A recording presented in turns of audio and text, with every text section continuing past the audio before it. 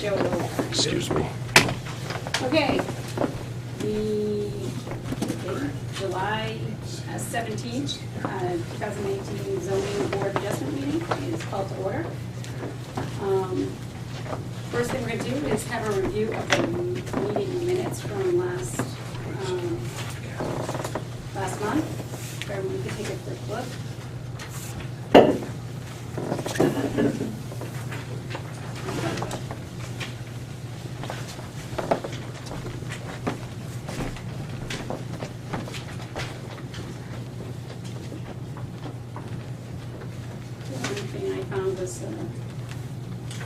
Jim's name spelled wrong. I got my name spelled wrong too. So where, I mean, I'll find it. Is that all you have? It's Mr. Pyrus instead of Mr. Pyra. All right. Yeah. I don't look big bad, I'm not that big. Give me funny yourself.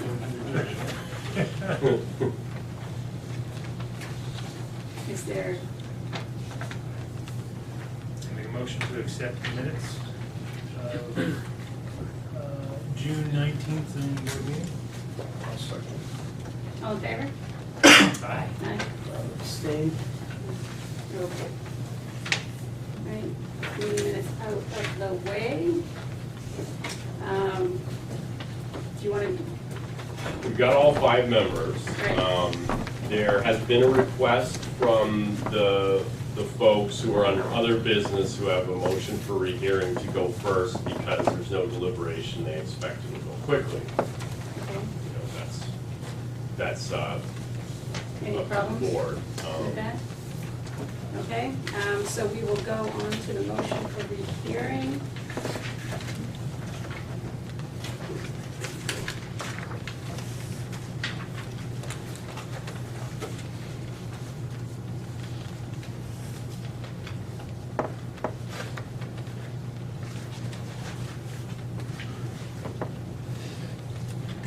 Did you get a copy? I did.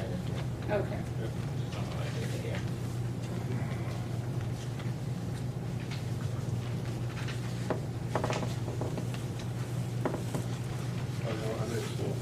Just so. I just let them read it. I read it. Okay. Yeah, Joe hasn't read. All right. This is gonna be I was here for the original. the original one, Yep. yeah. No, not for this one. This one was last month. Right, but he was. Okay. The original, so the original. Oh, yes, last year, 2017. Right. last year, okay. Yeah. Nothing's not changed. Right, yeah.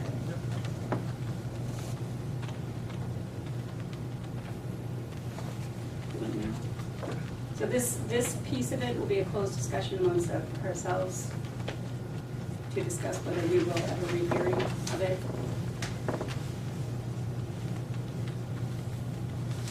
Or whether we felt that the criteria.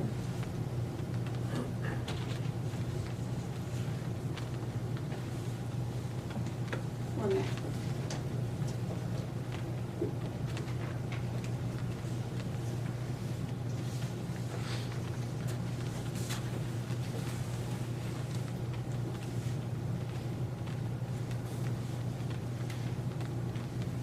Okay, anybody want to open it up for comment?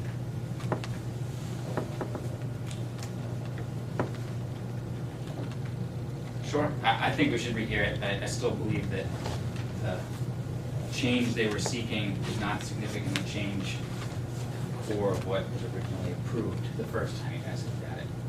So that, when we denied it last time, it wasn't really, I don't know what word this. What they were seeking to change didn't really have much to do with what the original variance was looking for. So that makes sense. Right, so the original variance went from 11 that was required or allowed in the cluster To the 24. to the 24. Right. And the 1,500 feet was kind of a, I don't want to say arbitrary, it doesn't seem like the right word, but Seems like the right word. an arbitrary number. Right. They did a little more research, they found out what they needed. The 1,880 square feet doesn't significantly change the 11 to 24 variance approval.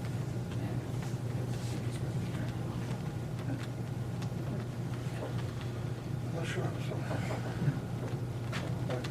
Okay, I'm with you. How about you, Jim?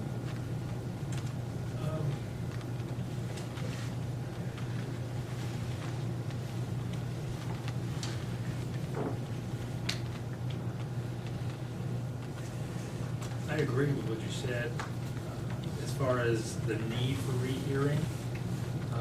Unless there's new and different information, I don't know, unless there's different ideas, opinions, information, Yeah.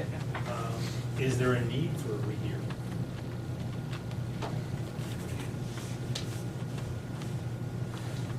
So from the perspective of the information provided, is there additional information here that was not available in the last meeting? I think that's what you're saying. I think that would, if there is new information, then that would be reasonable to have a rehearing.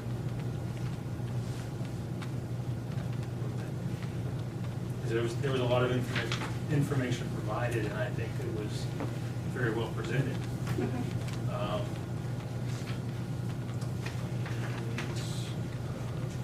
If we were to just re-look at the same information again, would we come to a different conclusion?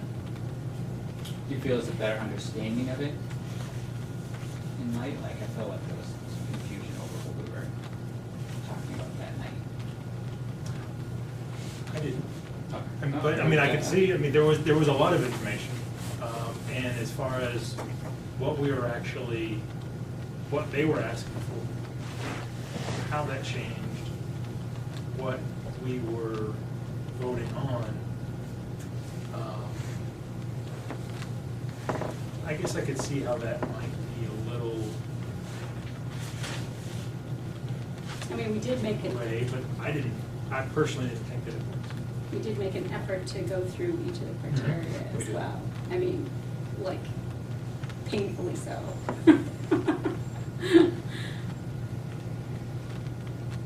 You still thinking? What are your thoughts, Joe? As long as they meet all the setbacks, I'm good. You just have to meet the setbacks. Okay. So the, So they want to increase it to 1,800 from 1,500, right? 18, yeah. 1,880 to 1,500, and they'll still set within the same piece of land, Same and they'll setbacks, meet all all of the criteria for setbacks. Is that correct, Art? Well, yes, and I'm only gonna participate for the sake of answering your question. Mm-hmm. So, yes, maybe the board members want to make clear what exactly the matter before the board is. I mean,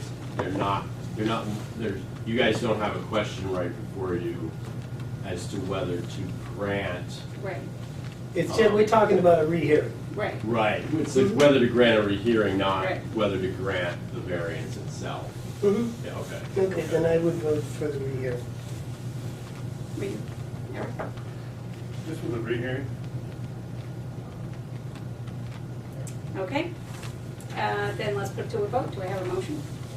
So moved. Second? All those in favor? Yes? Aye. Okay. What was that, 4-1 or 5-0 or 5-0. 5-0? All right, all in favor, Okay. okay. So this will be moved to rehearing for the next month? Yeah, we'll notice it, right, so I guess we don't have to set a date right now, but the expectation will be that it will be at next month's meeting, yeah. Okay. Well, thanks for taking us first, and thanks for saying yes. Thank you. Have a good night.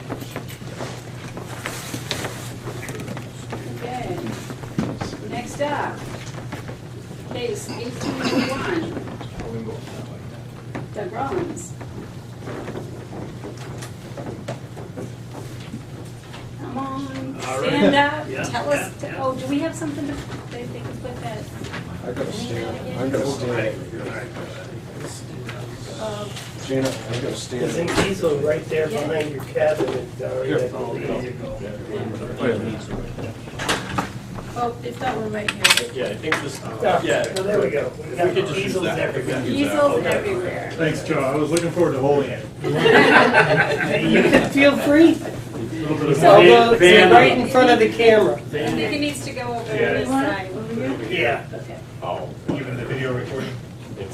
it's not gonna show up on the camera. No, but I mean. Well, if you're hungry, there's- This way will show up on the camera. So, sorry for the people that are on the other side of that post. And for convenience, I'm going to give each of the board members copies of what's on the board so that you can see it a little more closely. For the record, my name is Regina Nato, legal counsel for Doug Rollins. You're Doug Rollins? Yep, I am. I'm present.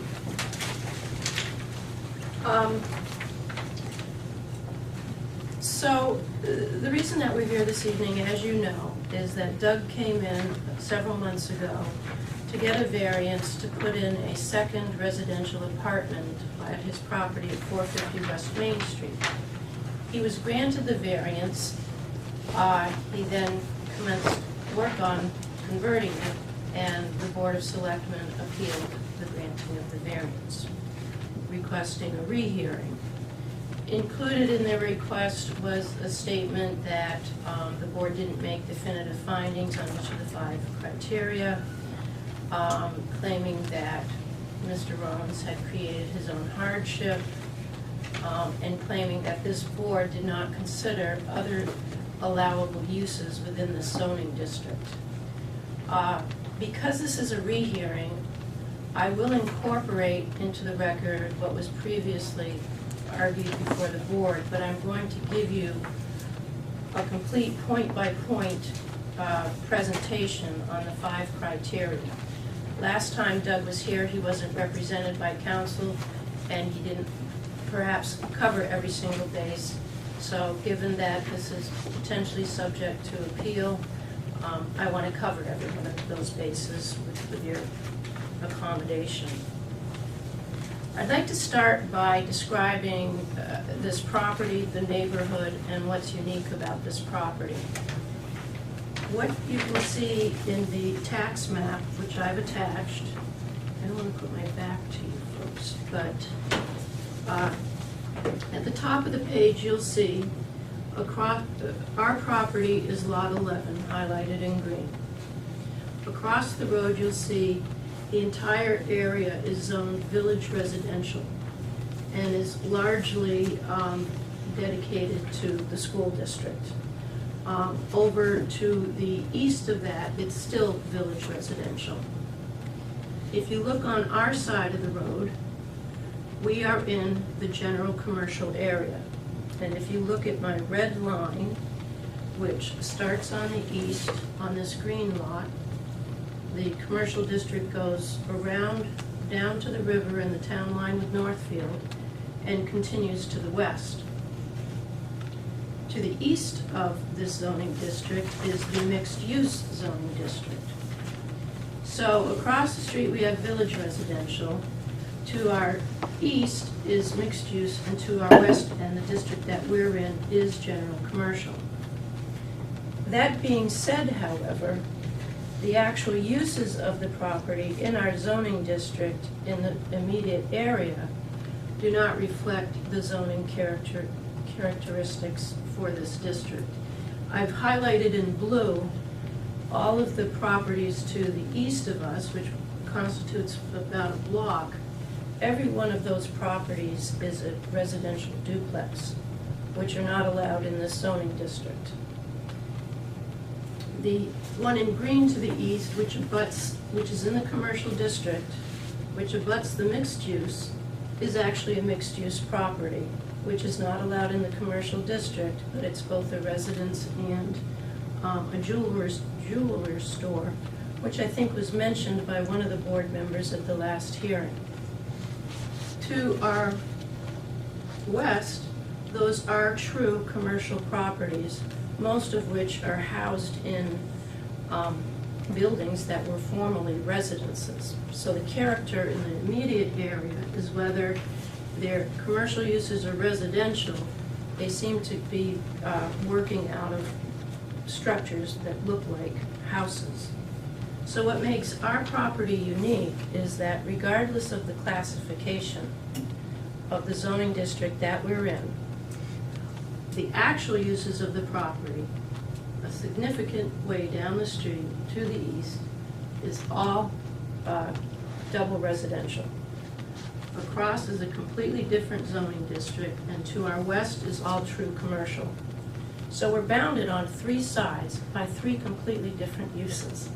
And that's what makes us unique, because we can really fit into either one of these zoning districts.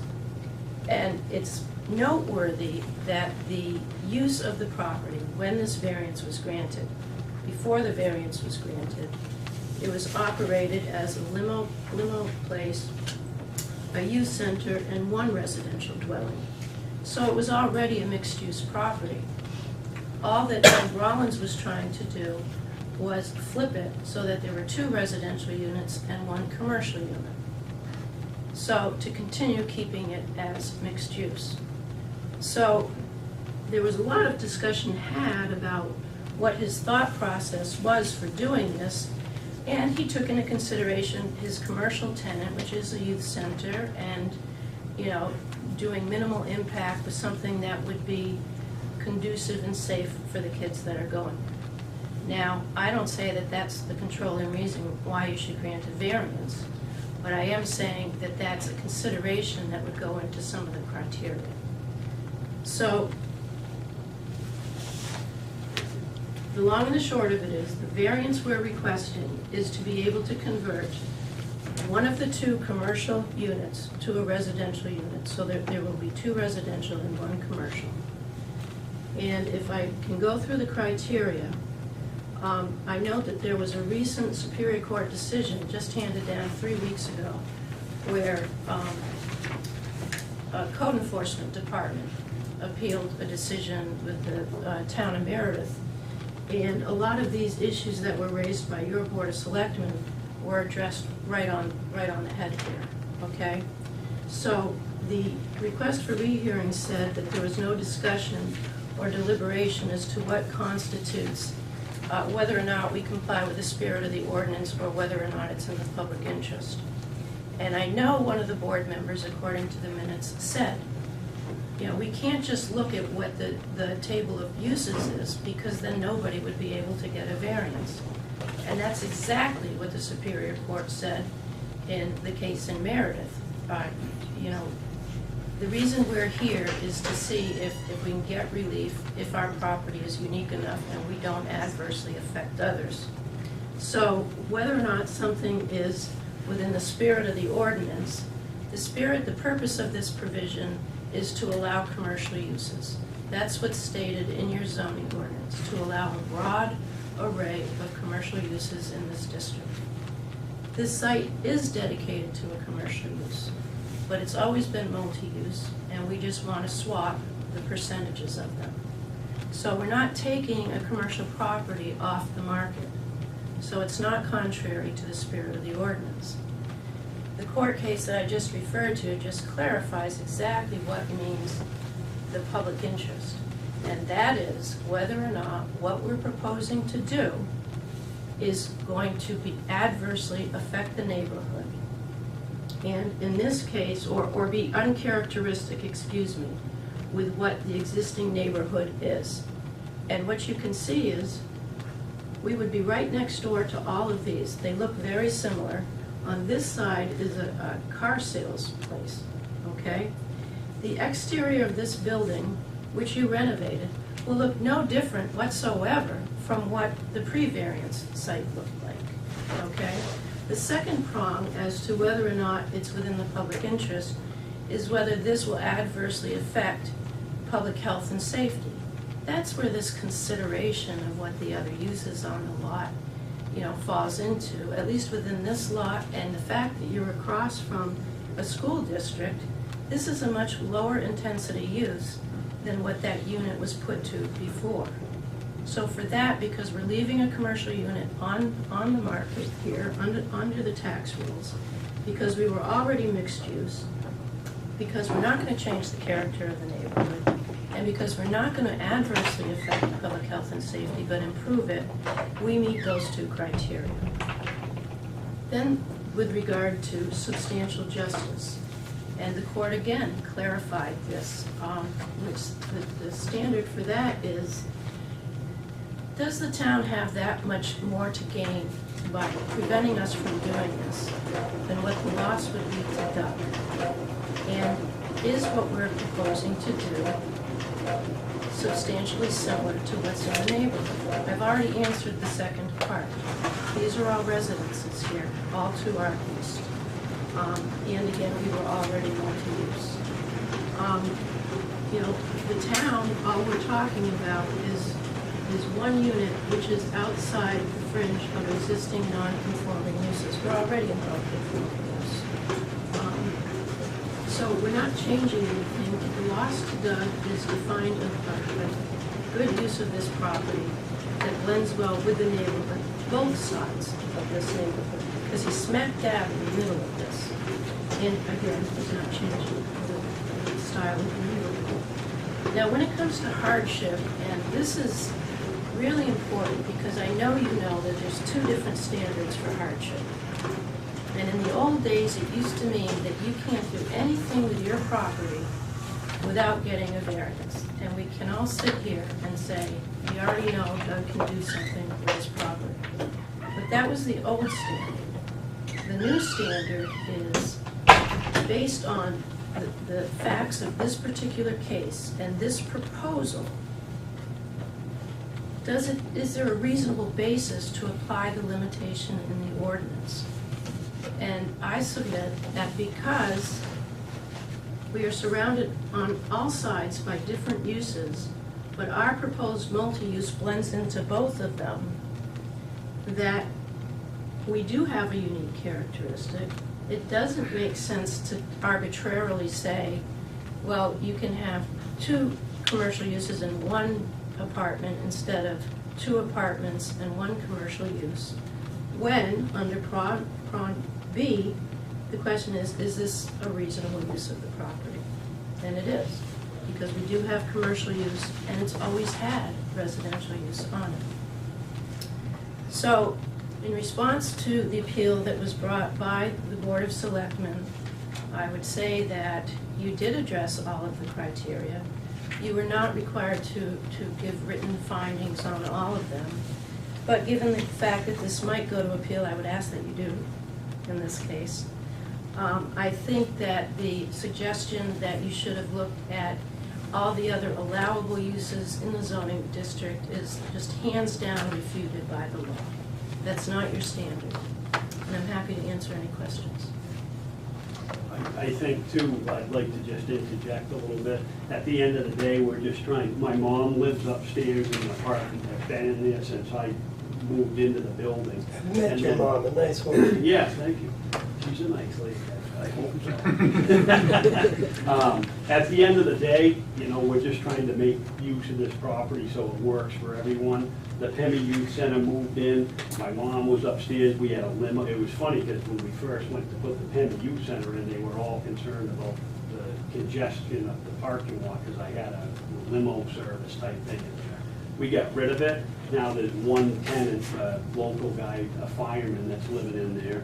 And I know Stephen Rock, he's the president of the Pemmy Youth Center. I had him come tonight because he can tell you the impact on the traffic has been way less now, and safer for the kids, I think, coming in and out. And that was the whole idea of it. I would like to add, because in my head, I'm counting off as I'm speaking, and I'm saying something's missing here. And the thing that was missing is the impact of this project on the values of abutting properties. And I think that what we've seen is, of all of these houses here, your properties have been the most up-to-date maintained, the new siding, the new roofing, and the exterior, as I said before, hasn't changed at all between when it was a limo service. They were totally, Yep. the buildings have been totally renovated, up to code. And even when we did the apartment, after we got the variance, that was all signed off by the town. The fire department's been in and out. It's a beautiful unit, and the whole building has been great shape. And Steve and his crew at the Penny Youth Center have been doing a great job too, maintaining the property.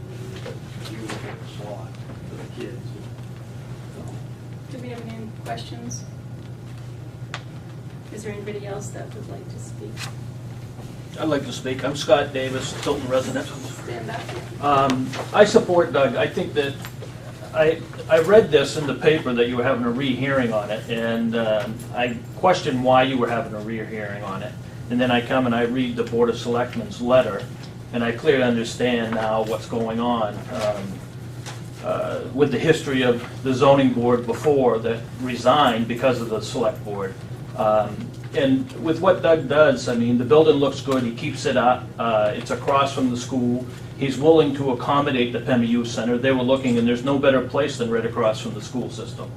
So, I guess, whether it's a hardship or not, it makes no sense, because if somebody's doing something and they're doing it for the right of the community, which he is, and it's not impacting, that driveway, when he had the limo service there, coming out of that driveway had to be horrendous sometimes in the afternoon because of the traffic. And now he's alleviated that, that isn't there. So I support that you do not, you stand your ground and stay where you originally, because I think you made the right decision by allowing him to do that. That's all I wanted to say. Thank you. Thank you. Any other comments from the audience? I'll go ahead and speak. Stephen Rock, as Doug pointed out, president of the board of directors for the Pemmy Youth Center. So we lease a building right next door to the building that Doug has renovated. And I would say that for us, we were really excited when we found out that Doug was building in another apartment. His mom lives above, he's got another apartment below, whom a firefighter, paramedic moved into. We want the kids coming to our youth center to feel like they're part of the community and surrounded by other homes. We just think that's important. So it's much better than a commercial use next door. So we just want to come here and support Doug from that perspective. And also to point out that we think it is a benefit, certainly not an adverse effect on us. So, thank you. Anybody else? And I do know his mother, she's a wonderful woman. did she bake you cookies? She's baking it. Yeah. I agree. Okay, so we're going to stop discussion with the audience and talk amongst ourselves. Who wants to start? On the application, is this the original application? Yes. Yeah. So on this original application, that's the whole thing before. On number 2, it says that the variance for granted is really the ordinance will be observed because it said currently there is an apartment above this unit, and this was previously an apartment. So, I guess I'll ask Mr. Rollins. Yeah. Was the first floor of that unit, so were there originally at one point 2 apartments in that building? Right. And then Yeah. there was a commercial business? Yeah, way back when I bought it, it was designed How long have you owned it?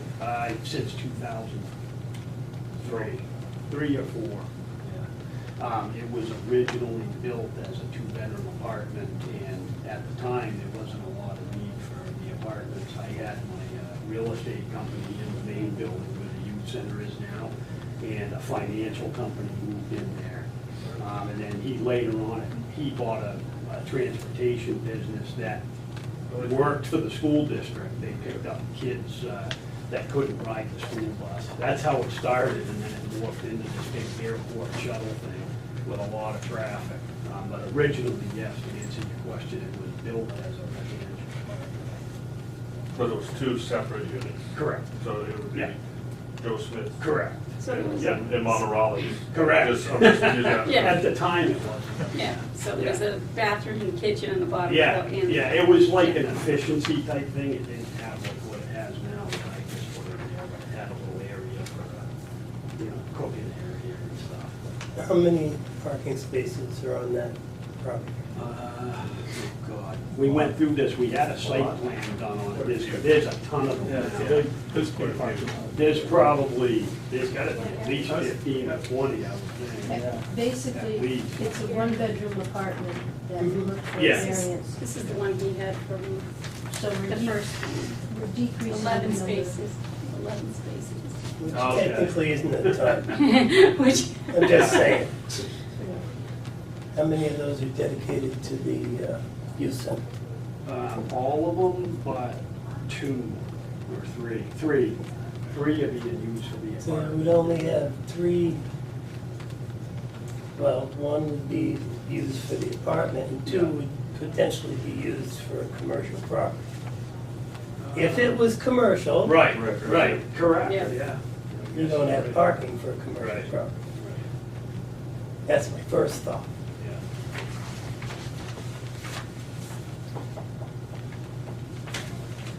How far back does that property go?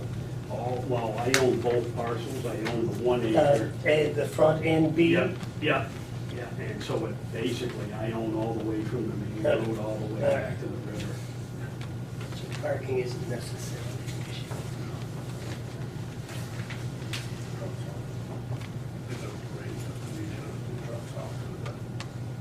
Yeah, I think that. yeah.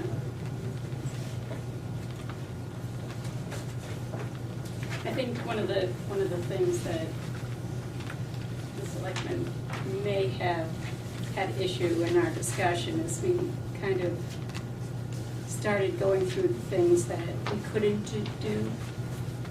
Like, oh, you would want a vape shop there, not that, Well, they would You have to go could. through site planning and what Right, have you, right. that may or But may not we- happen with the right, planning board, so. right. That was something that we were putting unnecessary boundaries on something that weren't necessary. I understand the Yeah. selectmen's concern there, and I do understand it. If you forgive my ignorance here, if I wasn't part of that original one, what is the thing that they are in violation of by having a second apartment there? So they are in a general commercial where no residential is allowed. Well, we're already allowing a residential unit. So, yes, so right now there's a residential unit in there that's been grandfathered and those blue And 4 or things. 5 duplexes, 4 duplexes Right. inside that same area. Right, and we did agree that it would have no real impact based on the neighborhood. And I recall, we said that, you know, because those are all residential, it was in keeping, it wasn't gonna violate, And there's already mixed use inside the same zone, in the same area, right, and he's not even changing his use, really. He's still maintaining a mixed use occupancy. yes, yes, Just changing Yeah. percentages of Yeah. use. right. And it was brought up that because it was general commercial, they should be looking at commercial options first, and then perhaps we did not fully look at that. So what do you, any other comments or questions? Do you want to just kind of wade through the criteria? Do you want to go through? No, I think we definitely need to answer and satisfy each part of the criteria. Okay. Then, so the, got my handy dandy list here. The variance will not be contrary to the public interest. Will it alter the essential character of the locality, threaten public health, safety, or welfare? We can certainly check that box. Not gonna change the character of the neighborhood. I don't think it will. It doesn't change the character of the neighborhood, it doesn't do anything to threaten public health or safety or welfare in any way that I can see. Right. Good? Also agree. All right. Spirit of the ordinance is observed. This is in a general commercial area. It is a mixed-use property. It has been a mixed-use property. Is there any comment? Do you believe that the spirit of the ordinance is being observed for this property? I mean, this is tough. If the spirit of the ordinance is being observed, then we wouldn't be here applying for a variance, is my understanding. Like, if you're following the ordinances and the zonings of a particular area, you wouldn't need to apply for a variance. This is the one that had the toughest time than all of these. I think about it. And I think he's following the spirit of the ordinance. He's maintaining the integrity of that neighborhood. I don't know, that's why. Tell me if I'm looking astray at this. I have a tough time. It was originally built as an apartment, is that correct? Right. So it is an apartment, even though it got used for the limousine service for And the other some piece time. has been a commercial. The Pemmy Center Mhm. portion of it has been commercial. That's correct. For Real years estate and years. business is still active? No, that's where the Penny. Okay, that whole building. Yeah. Yeah.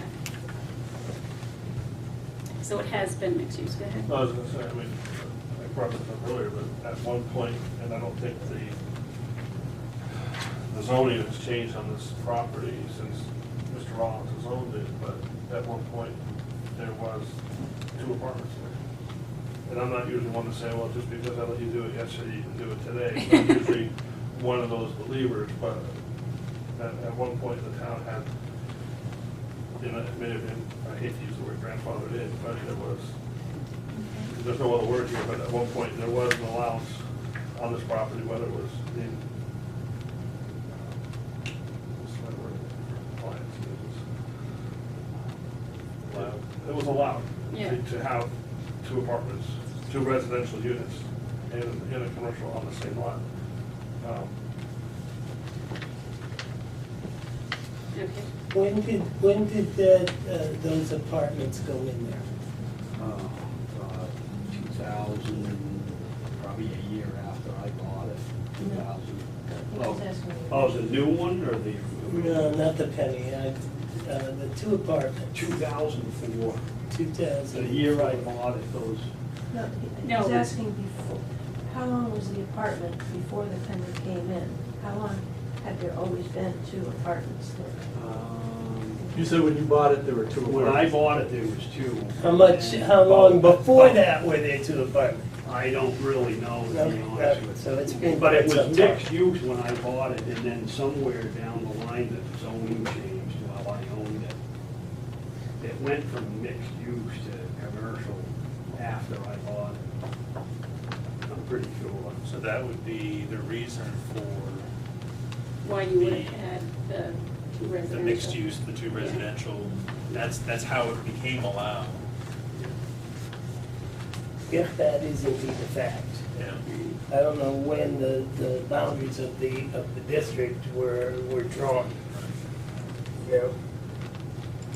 Because if they encompassed it, these properties in the commercial district, even though there were apartments and duplexes sitting on them, then, I mean, that's, okay, all right, never mind. Well, I mean, got it those in my head duplexes, so I anyway. mean, like the duplexes, I mean, those are all residential. Yeah. Yeah, so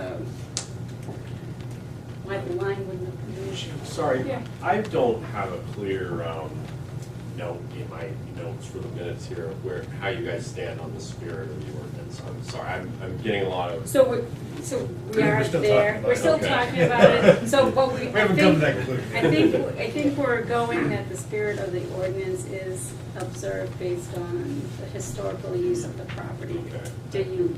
did That I would be agree? my thought, based on the historical use of the property, nothing is changing.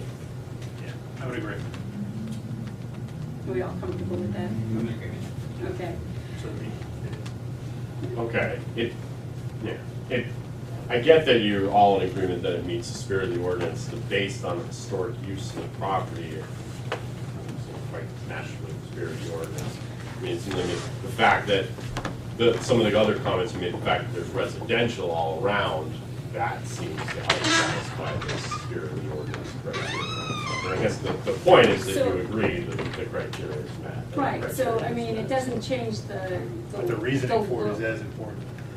Well, and yeah, to me, it seems that your discussion about the fact that there's similar uses all around that area seems more applicable to the spirit of the ordinance Right. element. I think it's both, right? I mean, to me, Right. it's Well, both. I guess I'm not seeing how the historic use So I think figures into the, the spirit of the ordinance, that's all. so I think the idea is that the property is not coming out of commercial use, that there will continue to be a commercial use there. It'll actually be a mixed use, and that's how it's always kind of been.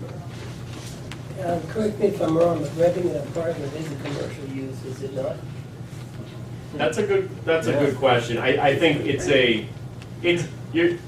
the property is being used residentially. The impacts on the property, what you see, hear, smell, feel when you visit the property are residential impacts. But you're right, there's a commercial aspect to it. Because But I think- if he put a 7-Eleven in there, he would rent that building to the 7-Eleven. Right.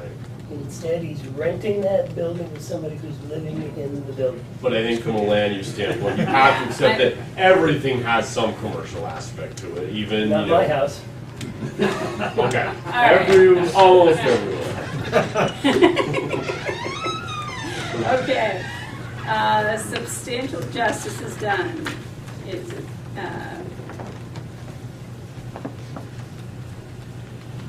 any loss to the individual that is not outweighed by the gain to the general public is an injustice. And the injustice must be capable of by granting variance. Number 3.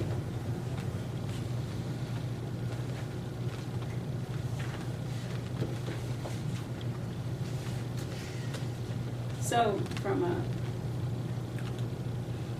public interest, are there any negative factors to the public based on this? This isn't changing, this isn't slapping an apartment building into a park, I mean, this is just, they're not even changing the building. A business might be taxed at a higher rate. Might be worth more money.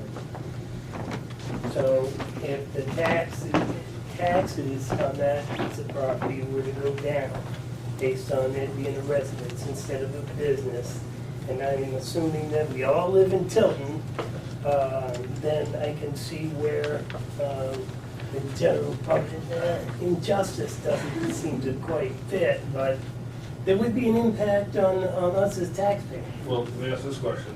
Would that building have more value on the going based on your discussion of taxes if it was like one residential, one commercial unit versus 2 residential commercials?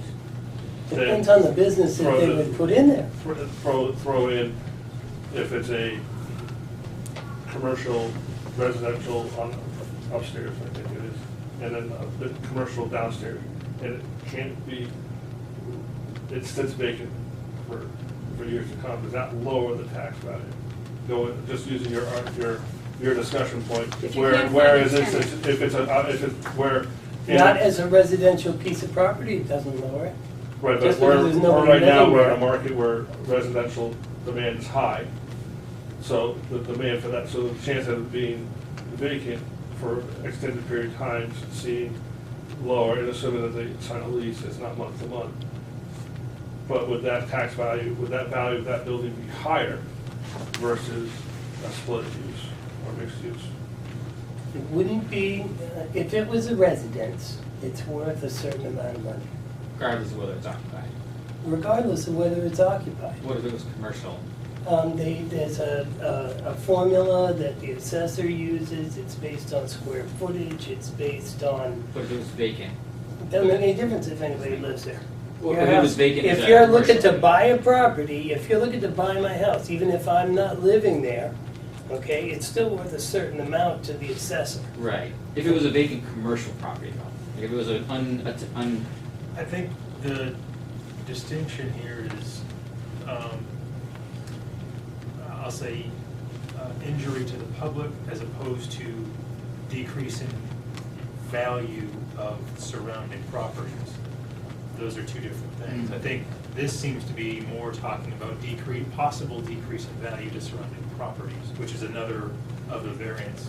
Right, that's the next one. This one is. If it stood vacant for a long period of time, the value of the surrounding areas could be impacted. As opposed to not vacant, it would not drop the value. I think that sounds more like what you're talking about as opposed to when I look at the legal justification here, the loss to the individual is not outweighed by a gain to the general public. And quite frankly, I don't think that the general public gains anything, whether there's a little limousine service there or not.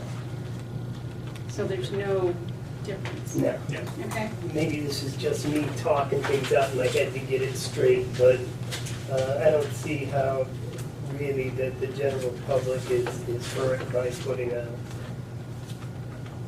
apartment there. Or that he could use his Right. property the way he wants. I'm one of the guys that think it's your property. You kind of should be able to do what you want with it within the boundaries of the ordinance, setbacks and sewer hookups and all the things that go with that. so, is there a value to the, do you say value to the public? Yeah. Okay, so this is kind of a neutral, Mhm. Is there anyone that disagrees with that? I think he stands to gain more than the town stands to lose, I guess is the sum He that up. stands to lose if he can't use his property. Correct. So he gains more by allowing the variance than the town would lose by allowing the variance. Or deny That's- the variance. Yeah, Right. Okay. Okay. The values of the, so, So I think we need to clarify that okay, on number 3, just for the record. okay. So substantial justice is done, right? So we believe, and make sure I'm getting this right, we believe that there is no negative impact to the general public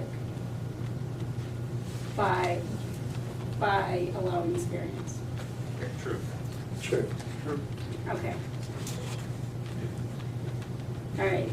4, the values of the surrounding properties are not diminished. True. True. The surrounding Is that- properties are comparable, yeah. Does anybody have a, I think if, yeah, I don't see a decrease in value of the surrounding property if the apartment is, if there's an apartment there or if there's a business there. I don't see any decrease in value because of the mixture of the community, the area. So I don't see a negative either. okay? Are we all If in? anything, depending on the business, it might be that the duplex was next door.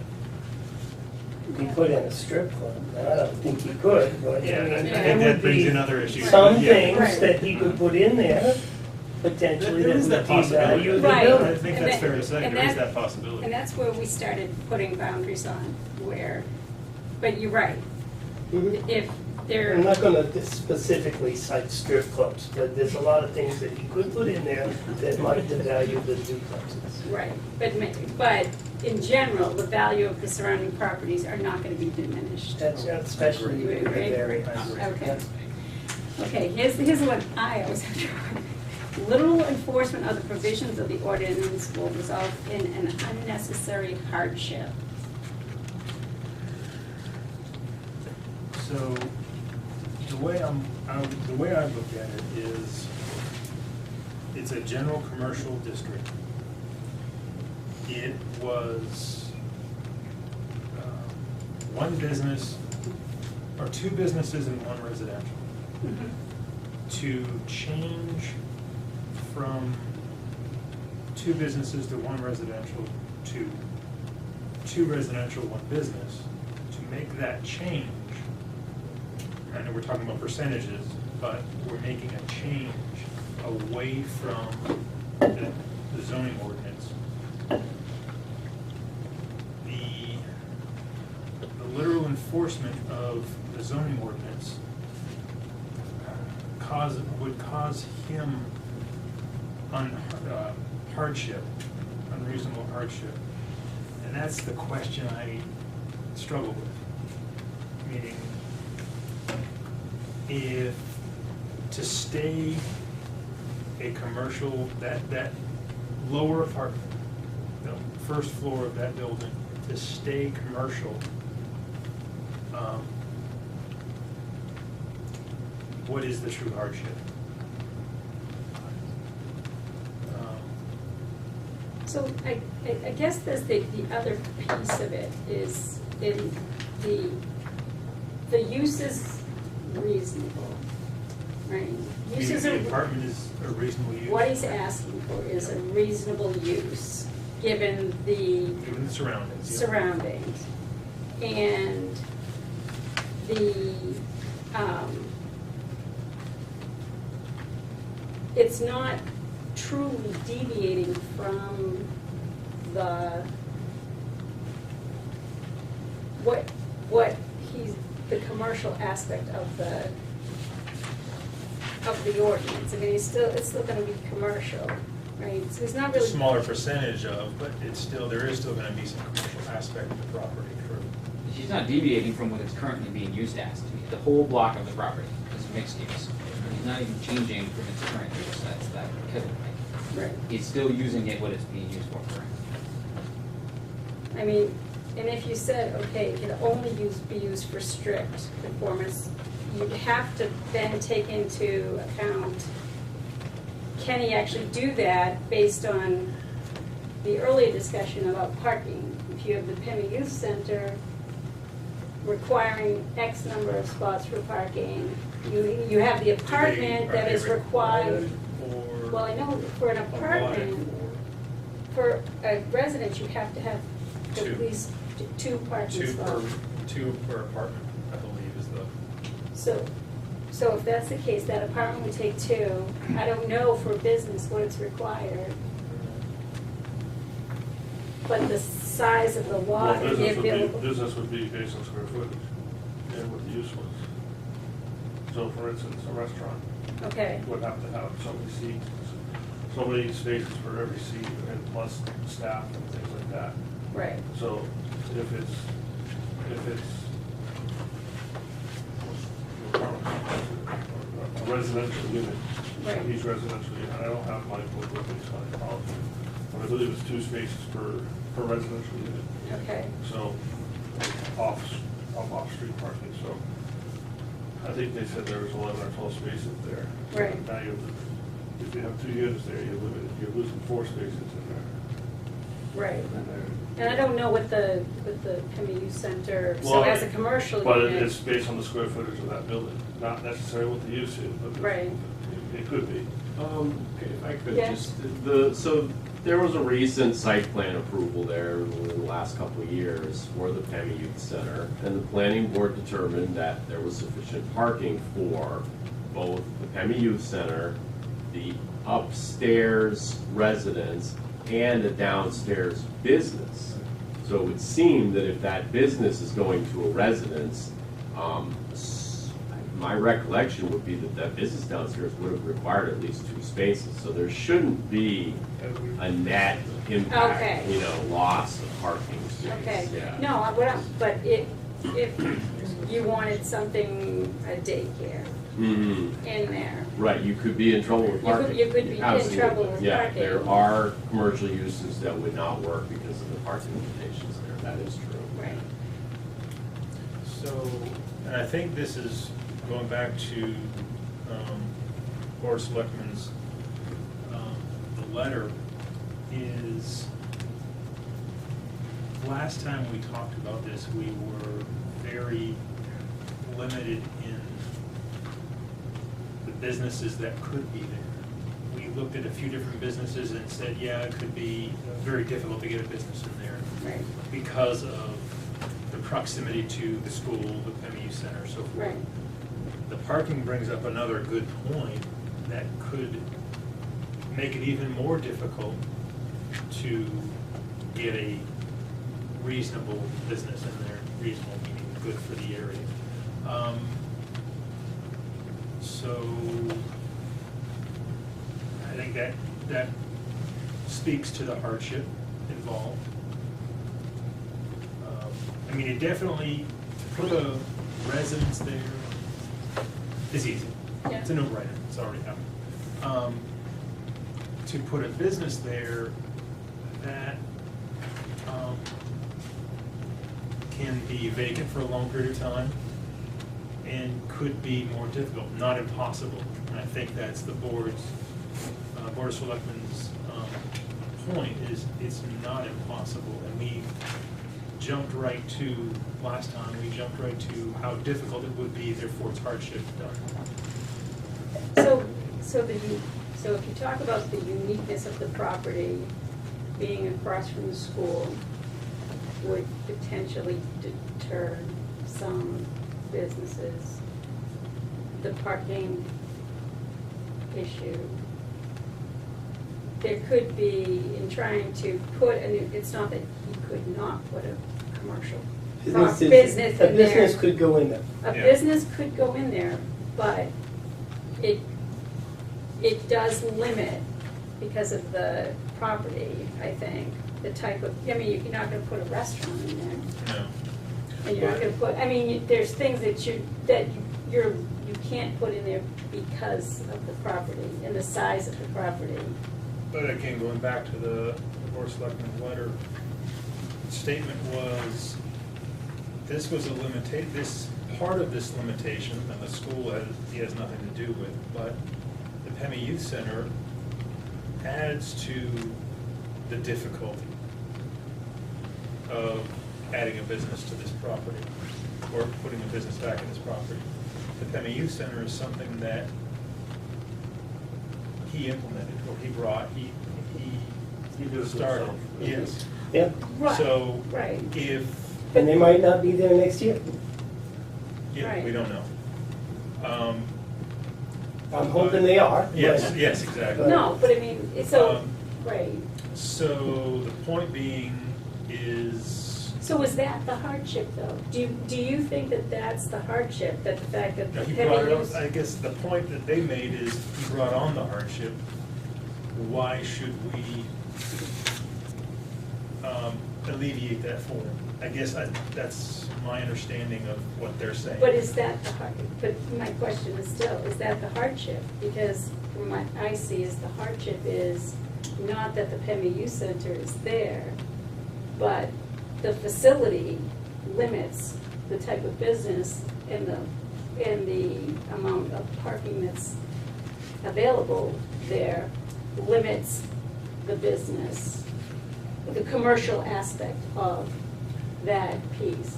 But not so, I mean, you could put in a vape shop there, there would be plenty, but I mean, it's like, and that's what we talked about last, Well, I think, like, if Joe wanted to open up Joe's hamburger joint, he would be limited there because of the parking. I Yes. couldn't Yeah. because of the parking, Right. but Right. he's got property out back that could be turned into parking. As a Right. point of order, maybe just as a point of order, just two legal issues. One is, I don't think that what's a separate lot of record can be considered as part of this application, but the other point of order that I was doing was, there's two provisions of the statute regarding hardship, and we're going into the first one, which is not your traditional hardship, but what makes this property unique with the surrounding zones and whatnot.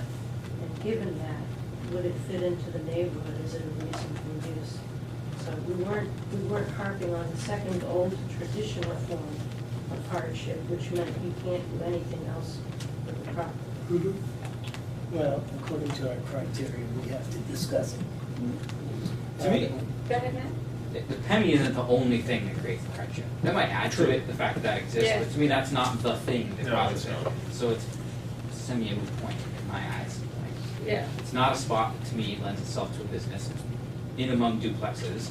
It has a small size to it. It's a building I'm thinking of, not a very large building. And I think the building itself limits what you could put in there. Where it is already an apartment building. It was built as an Yeah. apartment building. That's the hardship to me, Right. is that this place wasn't developed as a business. Yeah, he might be able to shoehorn a business in there under some possible creation. It just doesn't seem like a reasonable use for it. The building that exists. As far as A goes, I personally feel that there's no unnecessary hardship under A. Special conditions of the property, And just reading this, to distinguish it from other properties in the area, and nothing that sits there necessarily. And I'm not counting what the Pema Youth Center is, but that makes no difference to me. It does in other ways, but not for this.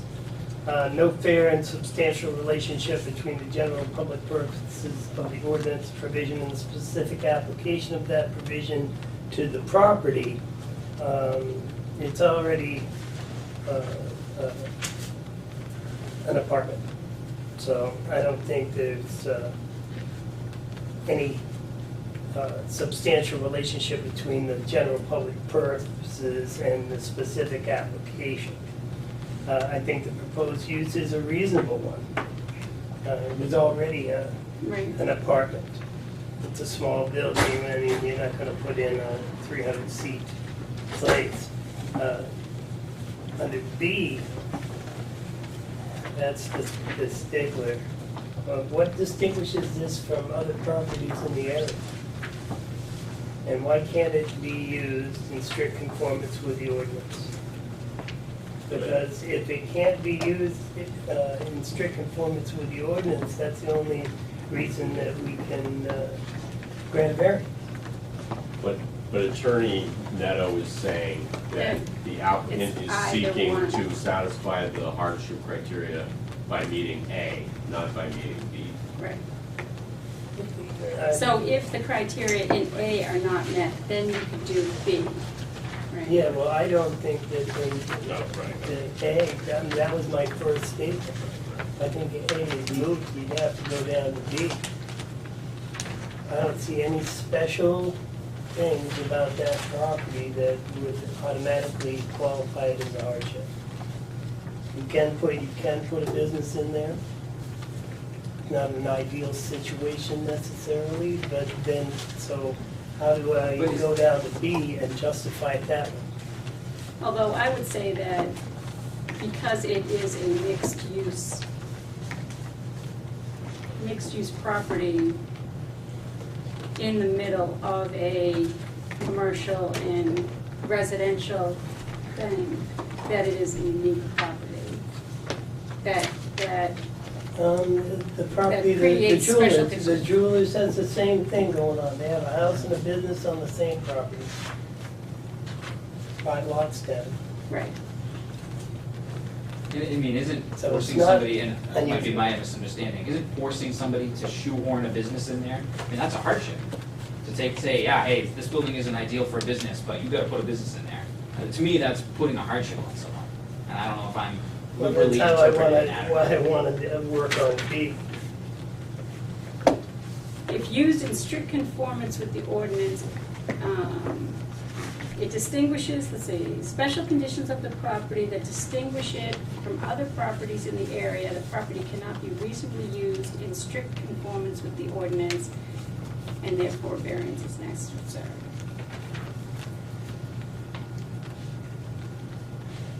Oh, went to special. I can't even say the building is too small because there was a business in there. But the business was, that was just an office business, even though they Still had. business, still Right, business. it's still a Yeah. business, yeah. I mean, Still you a know, business. so you know, The types of businesses you couldn't put in there would be a customer service type of business, food, or where you had a lot of traffic in and out, where you need a lot of parking because of tables, A lot of because of traffic. service. As it Yeah. could develop, yeah, a lot of traffic, I don't know. But if I'm a shrink and I hang the shrink out there, and I have a client every half hour, is that a lot of traffic? Yeah. so you've been quiet over there about 5. What do you think? Still thinking,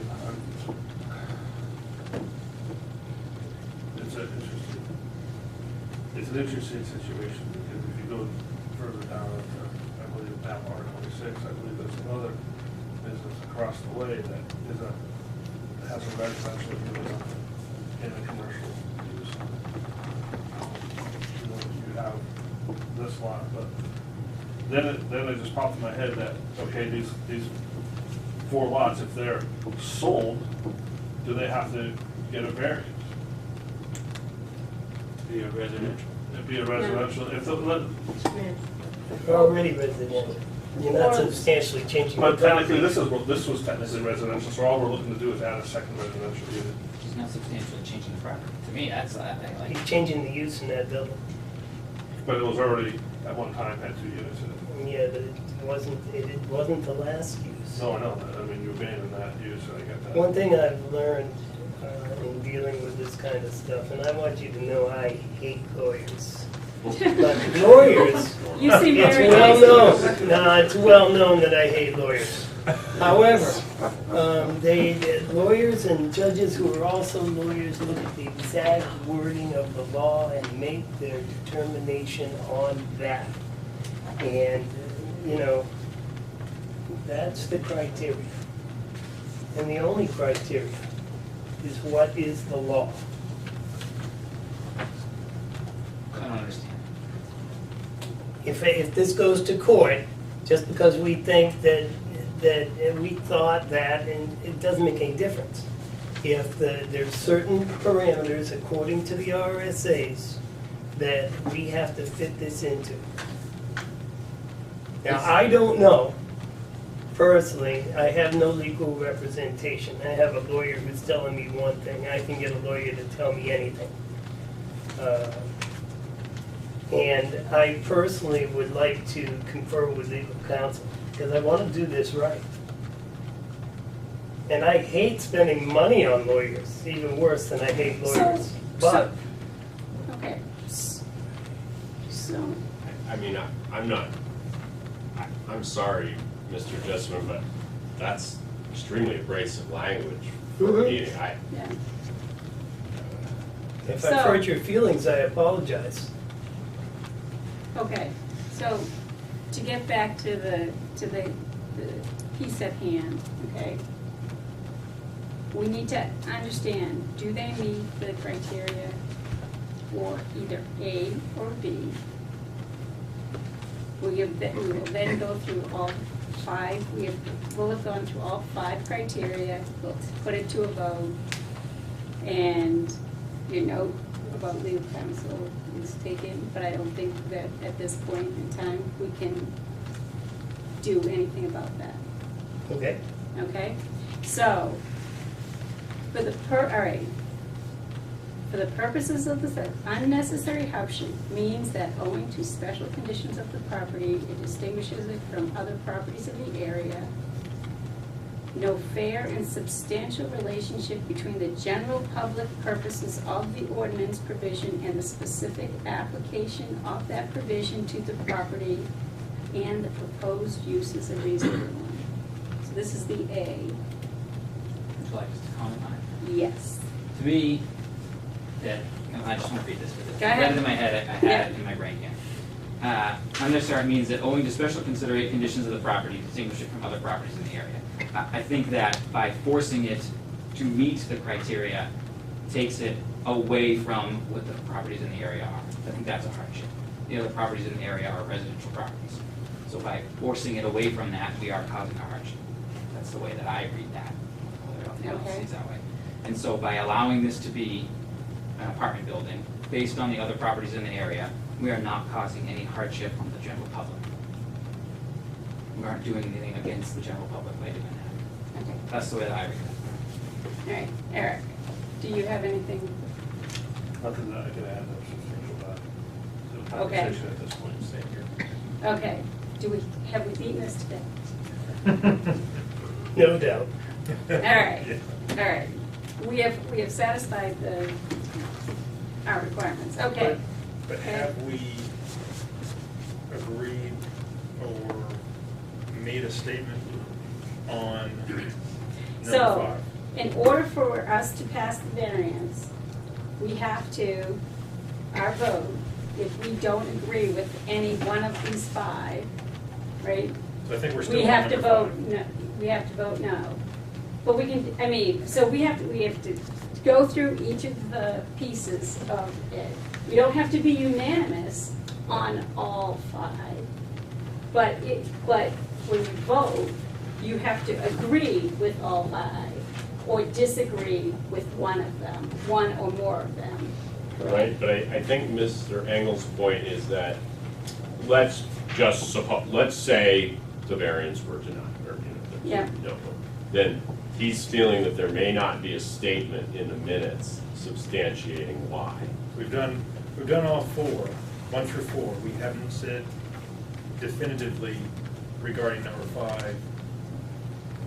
I think there's a difference of opinion. But I'm not sure in the people who've expressed feeling that the variance wasn't met. I guess we have comments from Joe, Mr. Jessamine. So I think that's what Mr. Yeah. Engel was getting, let me just put it that way. To follow the trend of what we've been going through so far this Right. evening, we've made a statement regarding 1 through 4. We have not made a statement on 5 yet. And I think to do due diligence, we need to. Okay. I was intending to make my own personal statement there. That's how I personally feel. You Are do there have- people who agree with I that? think we have, what I have is that Mr. Gilman feels the hardship exists, and Mr. Jessamine feels the hardship does not exist. I'm unclear. Okay, all right, Yeah. all right. I'll put all Legal, that this in. is a legal proceeding, Okay, and legally I am unclear. all right, all Okay. right, thank you. And what about you, Jim? I do see that it would be difficult to get a business in there. Not impossible. So for it to, there are businesses that would love to have that property. I assume that, I don't know what they would be. Because I can't say that there would be no business that would fit that property. So, Is that the checkbox we have to make, that no business would do it? no, I'm No, not saying no, that. no. I'm just kind of thinking Voicing this through thought. out loud, that I don't, the hardship he would incur would be the property would be, possibly be vacant for a longer period of time, unless it was used as a residence. I just had a revelation. Let me use this for just a Okay. second. The purposes of the ordinance is to group together businesses in one area.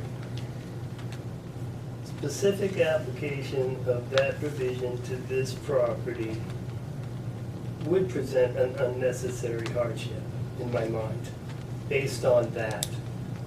Because it is already an apartment, it has been an apartment building. That's how, I can justify that. I can justify that, and we'll see where the legal parts of that go. So And it is a reasonable use. it's a reasonable use. I do agree. it's We reasonable agree, use. and I think that the property itself, even though you could put a business in it, its location, its general thing, It does not appear Make to be it- ideal make for a it- large variety of businesses. yeah. And, yes, so I actually think that they need a, maybe not B, but need a. Based on that, because the purpose of the ordinance is to keep residential areas residential Yeah. for the residents. Yeah, To keep the commercial places together. yeah, Mixed use is very specific in that area, you can have both. yeah, This is a Certain types of both. commercial, Yeah. certain types, Yeah. yeah. But this is a commercial use, okay? And that is the, this piece, where am I here? The general public purposes of the ordinance. yeah, The specific application of that provision to this property doesn't make sense to me. yeah, Because there's already a building right there that's an apartment. There's apartments right next door. Doesn't substantially change anything. So, okay, I'm good with it. okay, so, what's your opinion? Because we've all given us our, I'm good, I'm going back to, it was at one time, it had okay. 2 residential units. So you believe I that believe 5 has been, I believe 5 has been met. Okay, we've gone through all of them. Yay. Sorry to flop around, but I Okay, had to that's what make it it is. clear in my mind. That is, So, okay. For Dari's records, I think, we agree that 5 has been met? So, at this point, I think that, yes, we have all agreed that 5 has been met. Yes. Yes. Yes. We do need a motion. Now, are we gonna make the motion to say that all 5 of the criteria have been met, or it's one Just- by one? Or do we- Go ahead, Gina, all right, go ahead. I think it would be simply in the rehearing of case 1801, I move to grant the variance. You could add language about the 5 criteria, but that's applied. This is about a rehearing. Yes. Yeah, that's why it's This in is the the rehearing. This is the rehearing, so, I move that we, in the rehearing of this case, 1801. 1801, that we grant the variance. Second. All those in favor? Aye. Aye. Yes. All those opposed? Okay, painful but done. Okay. Thank you very much. Okay, well, I hope the next ones are much easier. Very simple. Don't we? Congratulations. Thank you. Thank you. Moving right along. Too late for that. All right. 18 is my turn.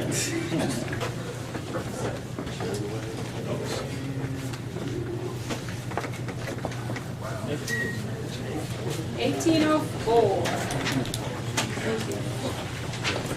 Is someone from the Christopher Bouchard Revocable Trust here to talk? Okay.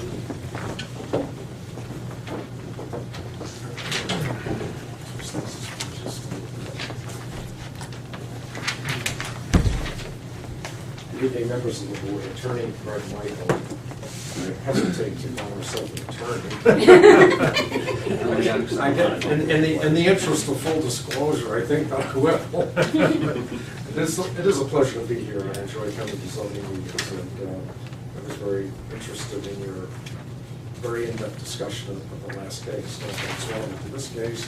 But in any event, we're here to discuss the property located near Hill Road in Lake Winnisquam, which has been used as a residential lakeside property for many years. Originally owned by Mr. LaFrance, and on the property, you can see the main house. I did that in pink, which is kind of the main structure. Adjacent to it, remember a few feet away, was a garage that was elevated. In 2005, we got a permit to lift up the foundation of it. That was permitted and allowed by the town. There's some old litigation over 30 years ago that suggested that he wasn't supposed to be using this for residential occupancy.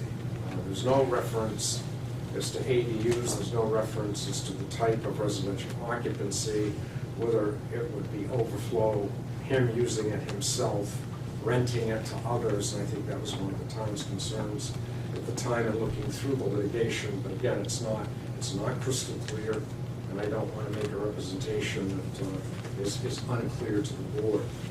In any event, what we have is a situation where this has been basically renovated. Certificates of occupancy have been issued for both units, if you want to use that term, because that's what they are at this time. And the matter before the board tonight is to, and I've instructed my client to legally use this as an accessory dwelling unit, an ADU, which I would point out is permitted in this zone. The zone is the resort commercial zone. Your ordinance does allow ADUs. It's in fact, by statute, 674-73, the New Hampshire legislature in 2017 spoke to the issue of ADUs, and a statute was formulated to help, I suppose, mandate, create more flexibility to allow these ADUs on residential properties. In fact, that statute allows for separate ADU buildings. It allows for, it says the town may allow it. You're not required to allow it, but you may allow. The statute talks in terms of sizing of units, may versus shall. So the legislature has spoken to this issue, but in any event, it is a permitted use. I think that's the important thing to understand. It is a permitted use in this particular zone. The matter before us tonight is whether we can have a separate structure. In other words, not physically attached to the main building. I would point out that if this were physically attached, we wouldn't be here, because it would be an attached unit. We need the size, I will tell you that. It's 722 square feet, it's under the 750 limit, based upon the percentage of the principal dwelling. I've got those numbers. Mr. Bouchard's father is going to be living there. There's the relationship, the size, we have municipal sewer, so we're not dealing with septic systems and overloads. He does have a well for water, but that's his problem, not your problem. It's worked, the well works fine, it's worked fine for many, many, many years. There's no reason to believe that would be a problem. We have more than sufficient parking. I talked to Mr. Bouchard about it, and we've got room for way more than 4 vehicles. We probably have room for about 15 vehicles in here, and your regulations try to enforce the idea of 2 for the principal and 1 for the accessory style unit.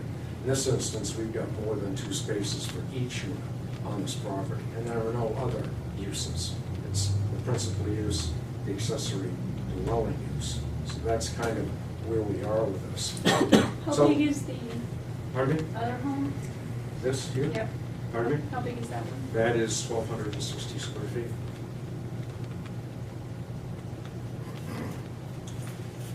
This is 19 by 19, which brings us to 722 square feet. We take, so we're within the percentages and the square footages as allowed by your ordinance as well as by New Hampshire state statutes. That I can tell you. Just put these down for a moment. I also want to give the board a copy of the certificate of occupancy. There were life safety inspections for both units that were completed and those that have been signed off on by the town. I just want the board to be aware of that. My client's trying to do this properly, trying to comply with the ordinance as best he can.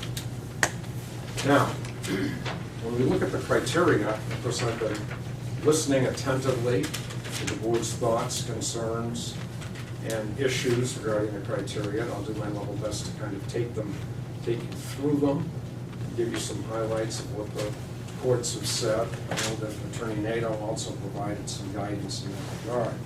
Ever since the Simplex case, the hardship criteria has been, how do I put it politely, it's a much more reasonable situation. The board, and if any of you were around back prior to the Simplex case in 2000-2001, we operated under the Governor's Island case. And if you're familiar with that, it basically said, and she pointed it out to you, if you can use this property for any zoned use, no variance. It was an incredibly hard standard. I will tell you that I've been doing this work for a number of years, and most boards, I believe, were much more philosophical and reasonable even during that period of time. We take Simplex and move forward to now where the legislature got into the act, when the Supreme Court started to distinguish use and area variances, and we don't do that anymore. We did for a few years under the Moshe case. But the legislature got involved, and again, kind of returned us to the Simplex reasonable standard. We talked about that tonight. We also talk about the unique features of the land, and we'll get to that in a moment. But is this contrary to the public interest? And again, as was pointed out, does this situation that we have, which has been here for a long time, since '89, does this alter the essential character of this neighborhood? The answer is no, it doesn't. It does not. Because again, the ADU is a permitted use. I want to make that clear. It's a permitted use. But allowing it here versus us creating a connection, does that alter the character of this neighborhood? It does not. The exterior structures are the same. We're not going to change anything. There's no external renovation that's got to be done. In other words, What you see there is what there is. It's an allowance to be able to do something which you can do if it's connected. It's again, make sure we understand that. It requires, again, no modification. The structures have been there for more than 30 years. And again, I would point out that any variance is somewhat contrary to the spirit of the ordinance, or contrary to the public interest, and the Supreme Court said that in the Chester Rod and Gun Club. They also said, does it unduly and in a marked degree violate zoning objectives? So let's look at this. What's the objective of zoning here? It's a bit confusing, because when the legislature said you can have an ADU as a matter of right, which they've said, now the distinction is whether it's connected or disconnected. Now, leaving it like this, does this violate a basic zoning objective, which is to allow us an ADU? No, it doesn't.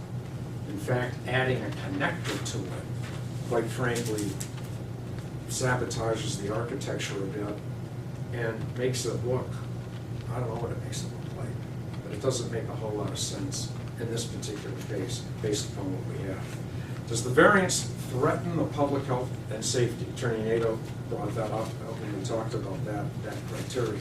This doesn't threaten anybody, doesn't do anything pro or con, if you will. We've got town sewer, we've got water, we've got parking. This doesn't threaten anybody's health or safety. The spirit of the ordinance. This is interesting again because ADUs are allowed. The only issue is the connector. And we believe that the spirit of the ordinance would be violated if we couldn't have an ADU, which isn't the case. So the spirit of the ordinance is related to the connection of the two parcels. And we believe that the existing property with its improvements complies with the dimensional requirements. Otherwise, it's a grandfathered property essentially. And again, there'll be no new structures.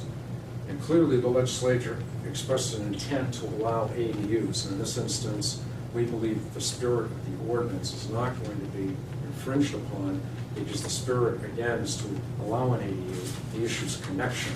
And by leaving it this way, we don't think that that's a violation of the spirit of the ordinance. It just means that it's not connected. That's all it means. As the Supreme Court said in Chester Rod and Gun Club, not contrary to the public interest and spirit of the ordinance are related. And they are. They're very related. The factors that we talk about are the same, just the way it is. And again, as we noted, this is not contrary to the public interest. We believe that there's no harm in using it this way, and it keeps the property in harmony with the rest of the area that it's located in. Substantial justice. Again, this was talked about a bit. Will the loss to the applicant be greater than the gain, if you will, to the general public? Okay, now what's the gain to the general public in connecting these buildings? Is there a gain? Because that's what we were looking at. It's not the ADU, it's the connection. It's a gain to the general public. The loss to the applicant is, with all due respect, it screws up the architecture in this area. It creates more lot coverage, which we really don't need, by the way. And it really destroys the look of the building. And if you can see this, I can pass these around. I brought a couple of photos my client was kind enough to get for me. One of them's kind of a winter shot, one's a summer shot from the lake. And I can kind of show it to you.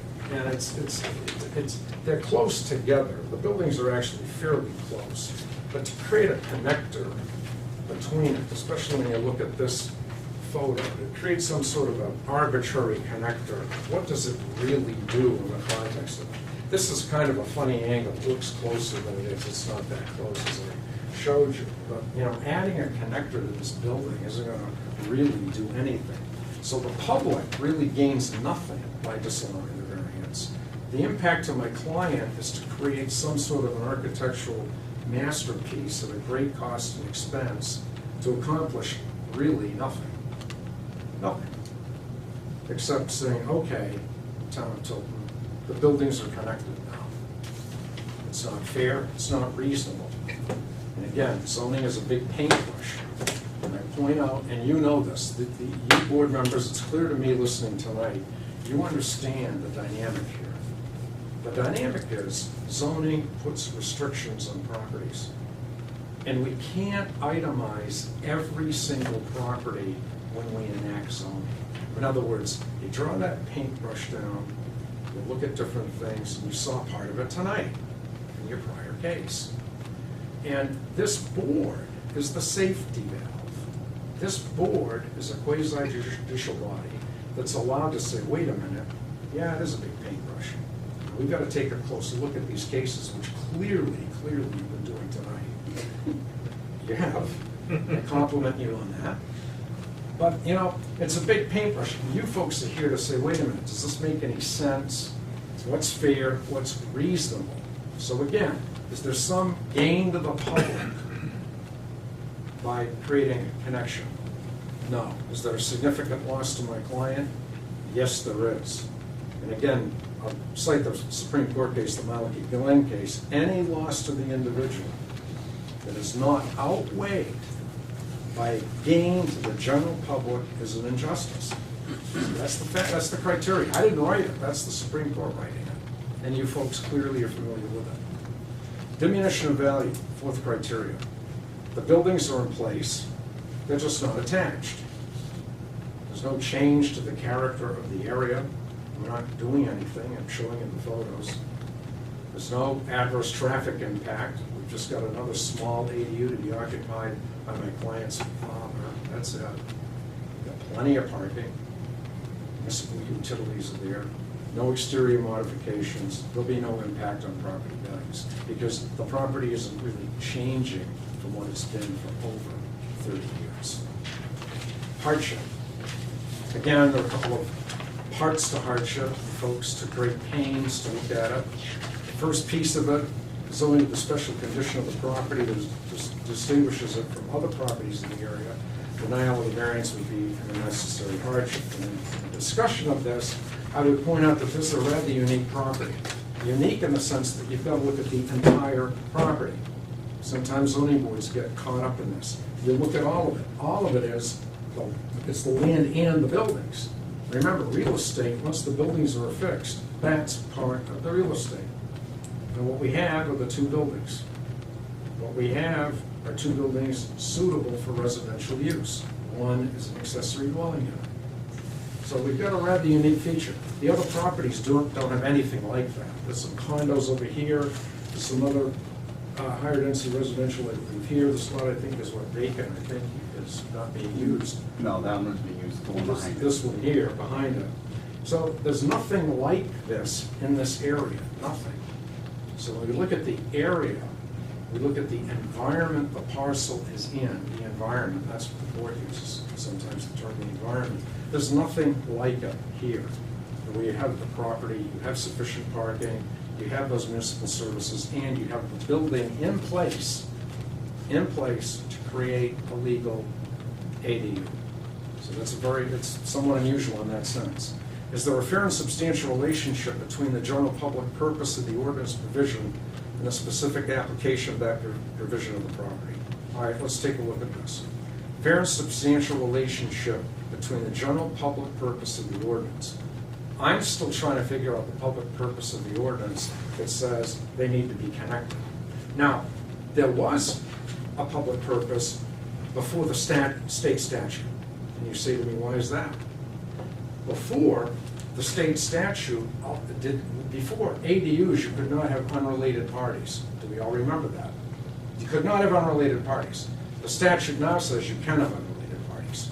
It's different now. It's a new world. We didn't make it. None of us, unless you guys are members of the legislature, anybody ever in the legislature, we didn't make this. So it's a different world now. So when you look at the idea of general purpose of the ordinance, you have to ask yourself, number one, we're going to have the proper relationship, because that's what your ordinance wants. But attaching these buildings, is there something about that is there a fair and substantial relationship between requiring that in this case? The answer is no, there isn't.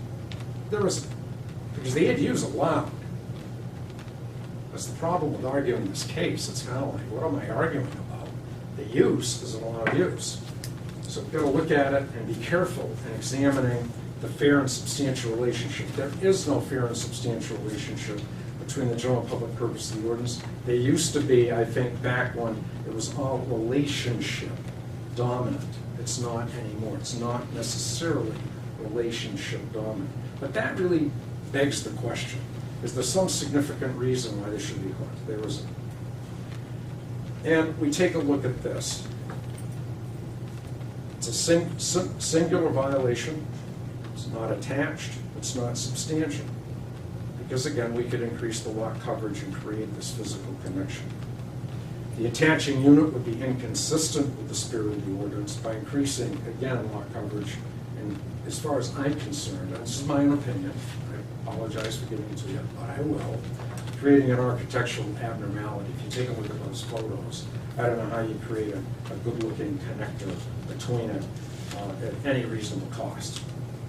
And again, the board can look at costs and looking at hardship.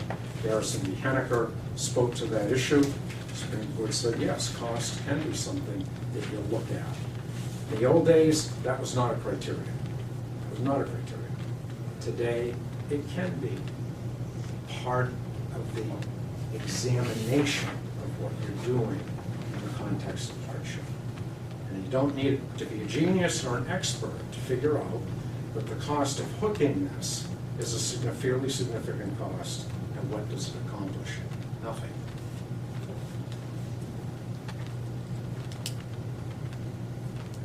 The next piece of it is the proposed use is reasonable. Well, yes, it's reasonable. It's permitted for crying out loud. So it's a reasonable use.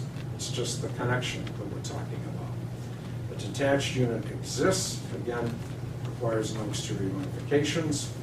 And again, the legislature has expressly granted the municipality, and you have not adopted this, so that's why we're here, the power to allow detached ADUs. They're sending a big smoke signal to everybody.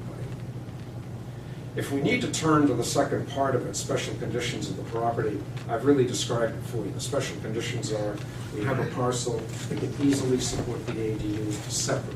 That's a special condition of this property. It can easily support it separately.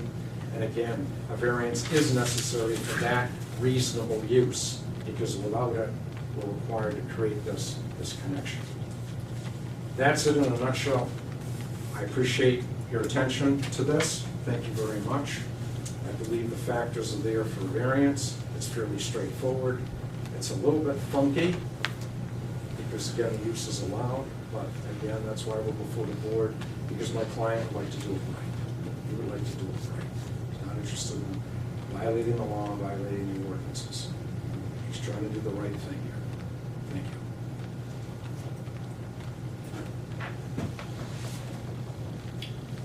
I went to a seminar on accessory dwelling units, and my understanding is by RSA they have to be attached. No? Inside doors, the walkways. I apologize, I'm just trying to get, Because I I've got asked- the statute here, that's why. Okay. I could quickly maybe answer it. That the statute allows for a town to require that they be attached. But a town has the option of also allowing both attached. and Is our detached town units. ordinance require attachment? Yes, Yes, until so- it requires so- attached. That's why we're You here. got your copy, yeah. That's why we're here. Mhm. I think the wording is by one door that can be locked or something along those lines. Yeah. The, so I'm a little just confused.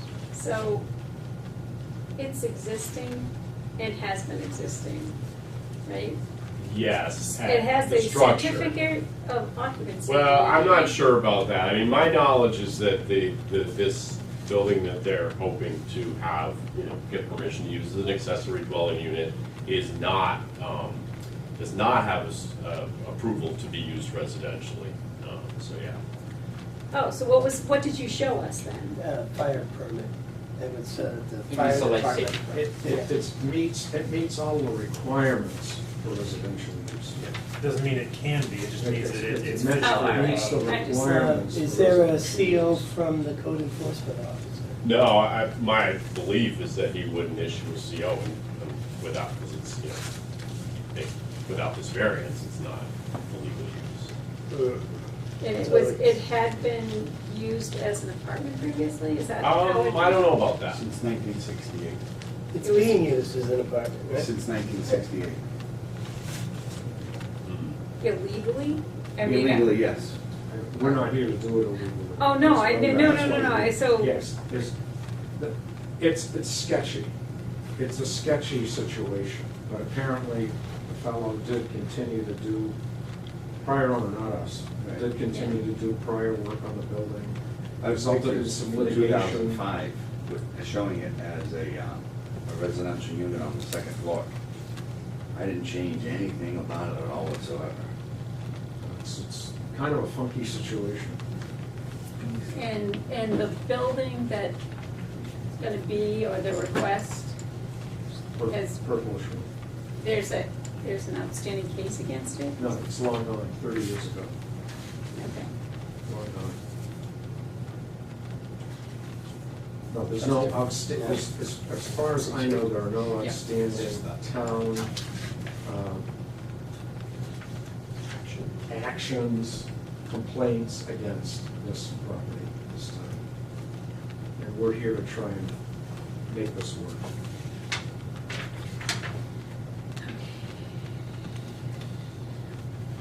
Okay. Yeah. Open for discussion? Oh, can I ask another question? Yeah, absolutely. I'm just trying to see how many of these check boxes they be. Do you guys live in the main residence there? We do, You do, yes. or it's not like a summer home? anything No. like that? I don't think you meet the criteria for the second one. The floor area, We do meet the floor area requirement. 722 to 1982, that's why I asked. We've got, It's like 37%. we're at 1260. It comes out, if you take 35%, it's 722, or under 750. It's whichever's greater, 35% or 750, whichever's greater. That's how the ordinance is. Right, the unit is 37%, based on the numbers you gave me. But that's all right, I mean, that's 722 over 1982, which is which are the numbers you gave me, 36.7%. But it's an or thing, and they're under the or part, right? Or Well, whichever. whichever is greater, no. Whichever's greater. So what would 35%, what are we looking at? So the accessory No, so dwelling it's- unit so shall it- comprise, no, No sorry. more than 35%.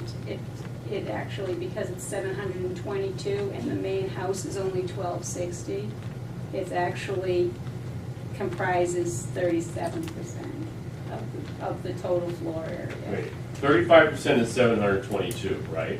35% Is, so wait, what is the 35% of the accessory, excuse me. The The dwelling is 722 square feet. The what is? I'm sorry. The accessory Okay, dwelling unit okay. is 722 square feet. The main home is 1,260 square feet. And- Total of 1982. 722 is 37% of 1982. So it's actually Right. bigger than the. What is 35% of the existing structure, of the structure that Mr. Bouchard lives in? What's 35% of that square footage? 1260? That's what So it is. 1260 is his, but the combined total with the accessory dwelling can't be more than 722. I mean, it What's can't be more than 35 What's 35% of 1260? 441. So 750 is greater than 441. No. Yeah, it is. It isn't. No, No, that's for no, sure. what I'm saying, I don't understand why you're taking 35% off. Okay, so we've got two numbers. The accessory dwelling unit shall comprise no more than 35% Or- of the floor area of the entire structure, and that comes out to 400 something, or 750 square feet of the entire structure. 750 feet is larger than 400 whatever, so we're using the No, 750 you have number. to do the. Does the entire structure include the Yes, ADU? yes, because they're supposed to be attached. They're supposed to be one thing, right? They're supposed to be one thing, so that number would be, so the total square footage is 1260 plus 722.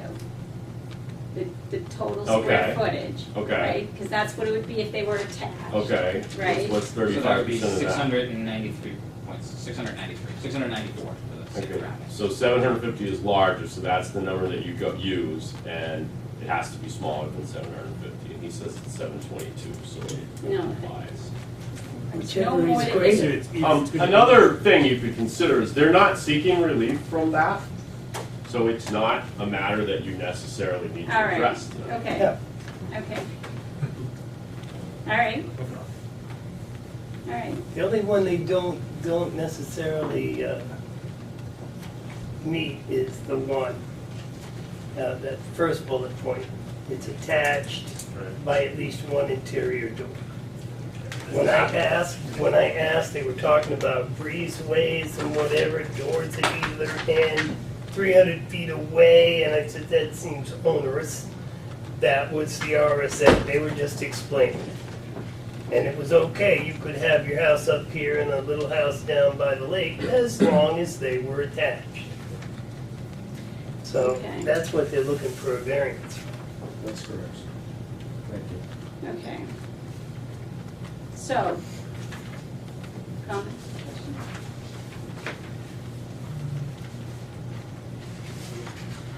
So in this zone, apartments are not permitted. ADUs are permitted everywhere in town, Hmm. where there's residential housing. Single. That's the intent of the state legislature. They want people to, your father, right? Someday I hope to have an ADU at my house that I'll live in, and my kid, you know what I mean? Yep. And that's what they stated that the intent of the legislation was. So what's the difference, so the apartment though is not, an apartment is not permitted Right. in this zone, Right. but an ADU is. That's correct. Yes. That's correct. What's the Which difference? can be an apartment, Including- but they have to be attached. So That's that's the thing. difference. So Yeah, That's the difference between an apartment and an ADU. this Here, I need is, to, right, and right now, true. it's There because are they other have an differences, illegal, though. well, they have an illegal apartment, and they're trying to minimize their costs. And the view for the, Is the idea that it's attached to limit its likelihood that it'll be an apartment? That's the I think mindset behind it. it's to preserve the character of the single-family district. So my belief is that the state legislature didn't say, okay, well, if we're gonna force this on towns, we want to allow them to do things that sort of, balance it out and maintain that single-family appearance of the district. I think the argument here is they're saying it's sitting there, it's gonna be sitting there, there's no impact to the character of the district. it's definitely not an eyesore. It is, I drove by the yesterday. Yes. It is not a negative impact area at all. all right, so do you want to just go through do you have any other questions? I mean, I look at it, I'm like, so small, everything's open, everything's like on the boundaries, like really the setbacks. I didn't build it. I didn't build it. This is a long time ago. Yeah. I know. It's Oh, already my Long there. time so- ago. We're past. doubt, I don't think there's anyone here, but you may, before you get into Yeah. the criteria. Oh, Possibly, yes, is yeah. there anybody here to like to talk about it? Butters or Public whatever. comment? Butters, no, okay. Okay. Let's fly I through just this have one. one question. Okay. Only because he said this is, and I don't know if this makes a difference, is this does it have to be a primary residence? It has to be, what is the, One of the dwelling units within the.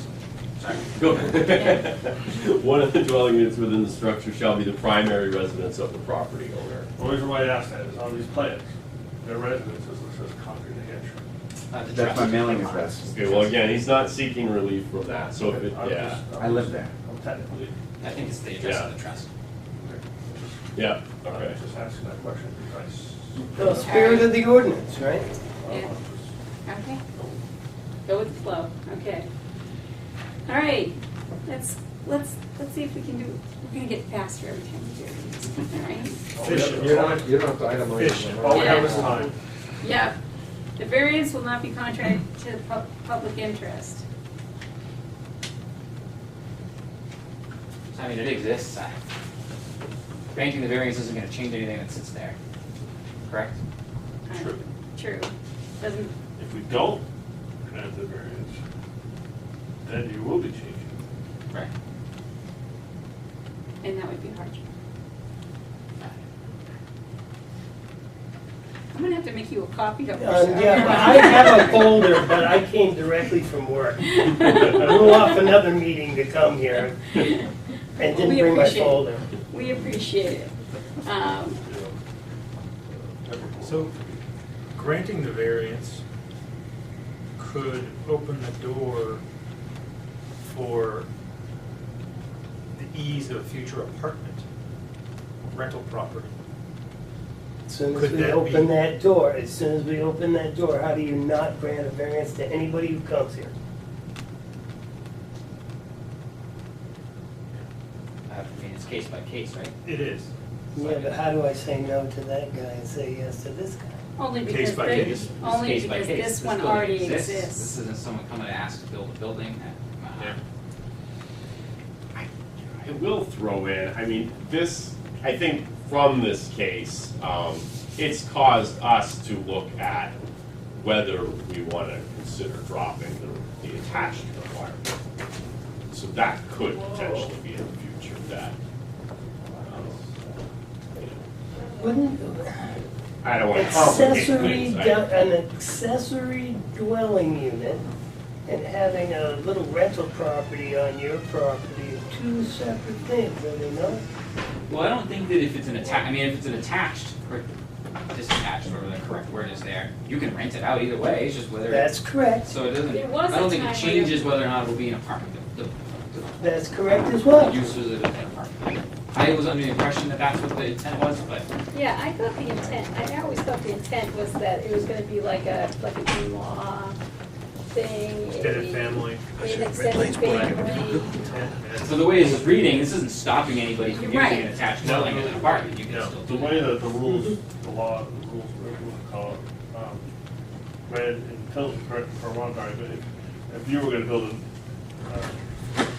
change above your garage within Law Street, it had to be something that was directly related by blood, if I remember Right. correctly. Yeah. But we're, in this case, because of the new ADU law Oh, by the right. legislature, I don't think it's clearly defined, I haven't read it, so, but it doesn't state it has to be, what, it's just cellar, Accessory.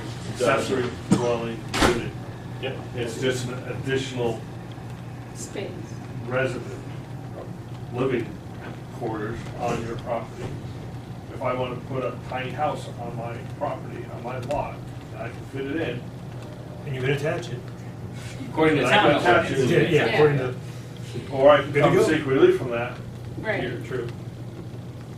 I guess my point I was trying to make is I don't think that it is opening the door to allow all kinds of apartments. I don't think that by forcing it to be attached changes whether or not somebody uses it as an apartment. Like I said, I don't think we're opening Pandora's box. I don't think this property, you're right, in this property, because it already exists, it's there. And it's not something that, at least my understanding, that It's been there for years, you didn't create it, and now ask for forgiveness, not permission, state, so we're not there. So, But if I'm gonna argue for Joe's point, what he said before, but if. They have no point. No, but. To be if- set, to be set precedents. That's what Or, yeah, the precedent, so if I go home, tomorrow and I build a ADU on my property, and I come back before we you gave him, why can't you give it to him? Because it was already existing. Like, you didn't- My mine existed, I just. Oh, I guess the condition being that he I know. purchased this property with it existing, he didn't Right. purchase it, build it. He's trying to correct the wrong, I guess is Yeah. what it Right. comes down to. Right. True. He could have gone on for years, but I think, going And, back. and the decision to keep it as an ADU and not a rental property? Well, not to be grotesque here, but, it's 6 months from now, he could be looking at a vacant ADU and rent it out. That But was if pretty we, well. if we force him to Well, attach it, just he a can little still bit. do it. That's a fact, and But ultimately that it's building would reality. be. And nothing against your Yeah. dad, but I'm just saying, it's the fact of life. But that Yeah. doesn't change whether it's attached or unattached. Right. If it's attached, we Right. say, no, you gotta go build a breezeway right now. He could just wait 6 months and have that Right. unfortunate event happen and rent it out anyways. Or, Go ahead. To speak to your precedence comment, that's what we're here for. We could grant this situation and deny another similar situation with different circumstances, because that's what but we're that here would be for. challenged in court and. But that's, possibly. we have that ability to do that because that's what we're here for. Point of order, Chairman. I want to make it clear, the law is clear in this area. One case here is not precedent on another case, because you're dealing with individual, unique pieces of land.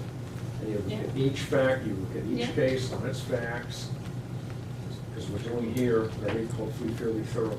So it does not create precedent, the law is clear. So, in that case, I mean, just as a point of reference, so people seem to be concerned about it becoming a rental property. Like, that's what I hear. Yeah, I'm not sure I understand that, to be honest. It's going to be a rental property, that's what we allow for. I mean, His dad got paid, right? I guess that would make it a What rental is there? property, so. Oh, I guess that's true, right. Oh, okay. All right. When you live there free, that's the issue. So that's, Okay. again, that's what Okay. accessory dwellings are for, another Yeah. dwelling. Right. And the only question, going back to what we're here for, is attached or not, Yeah, really. so, all right. So let's go through these, all right. So, we did number 1, right? It doesn't change the essential character, it doesn't threaten public health or safety or welfare. Spirit of the ordinance is observed. It is resort commercial. No, Resort commercial. resort commercial. It's changing nothing. As far as Apartments aren't the allowed, buildings. but accessory dwellings dwellings are. Is there any other negative feedback as far as that one goes? To me, zoning is, like we talked about in the past, about maintaining the style of a neighborhood, and this Okay. isn't gonna change the neighborhood if we grant this ordinance. Okay, I mean, if, right next door to this property, as far as the look and feel, there is I don't know how many unit structure, there's at least, I'm gonna say 5, under one roof. And it's multi-density, Yeah. high-density building, okay, condos. condos. So it's not really detracting from the look and feel of the neighborhood. Okay. So, from what I'm hearing, the spirit of the ordinance is observed? Yes. Okay. Substantial justice is done. It's not possible, let's see. Loss to an individual that is not outweighed by the loss to the gain to the general public. I don't see that the general public gains anything from this. So, and I don't think they lose anything from this. I think it's moved, what's the wash? Yeah. No. I would think. Joe? I'm still thinking. Okay. Anything particular about one of these? The spirit of the ordinance specifically states that it has to be attached. I guess I was looking at in the ordinance for resort commercial, it allows for an accessory dwelling unit. That's correct. Right, An accessory dwelling unit means that, though. Shall be attached to a Right. single-family home. so, from my perspective, because it's already existing, it's kind of a, if he was building it now, I'd say, and said, Well, I don't that want to. would be a separate That would issue. be a separate issue, but it's there, it's already existing. And, In essence, before out. right. And so, because it allows for an accessory dwelling unit, Yep. that, Meets all the other criteria, certainly. so, It's the spirit of the ordinance is met, is not changing the use of the area. It's just that one kicker about having an attachment. right, and that's what they're looking for relief from. Otherwise, they wouldn't be. I want to help.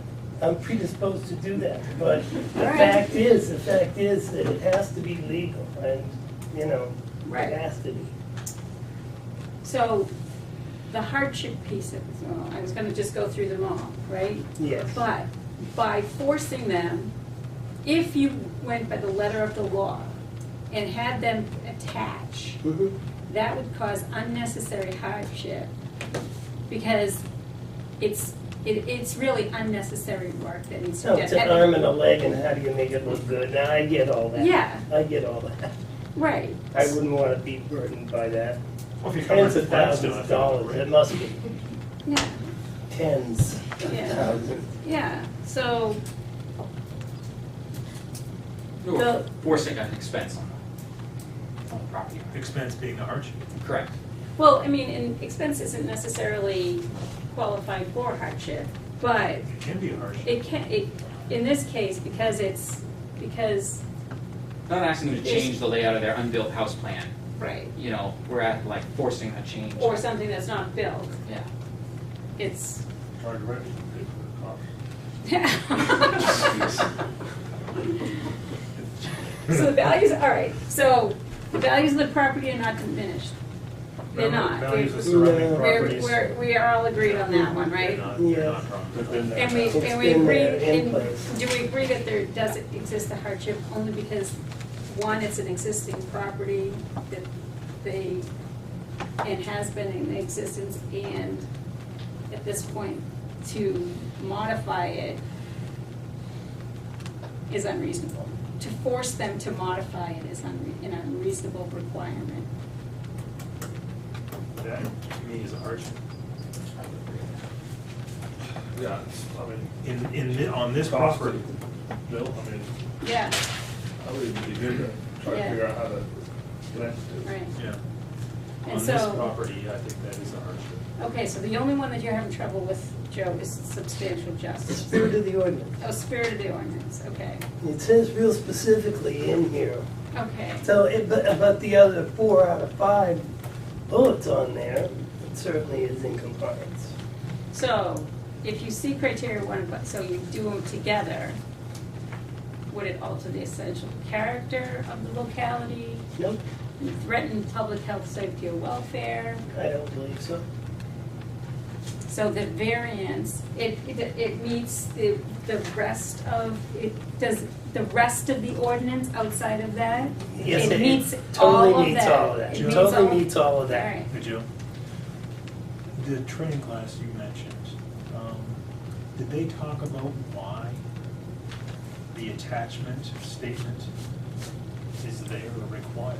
What's the reason for that? An accessory dwelling unit, as I recall, and Dari was actually sitting right beside me at this, and correct me if I'm wrong, but it was to allow, just for what this gentleman is shooting for, having his parents or grandmother or whatever, family members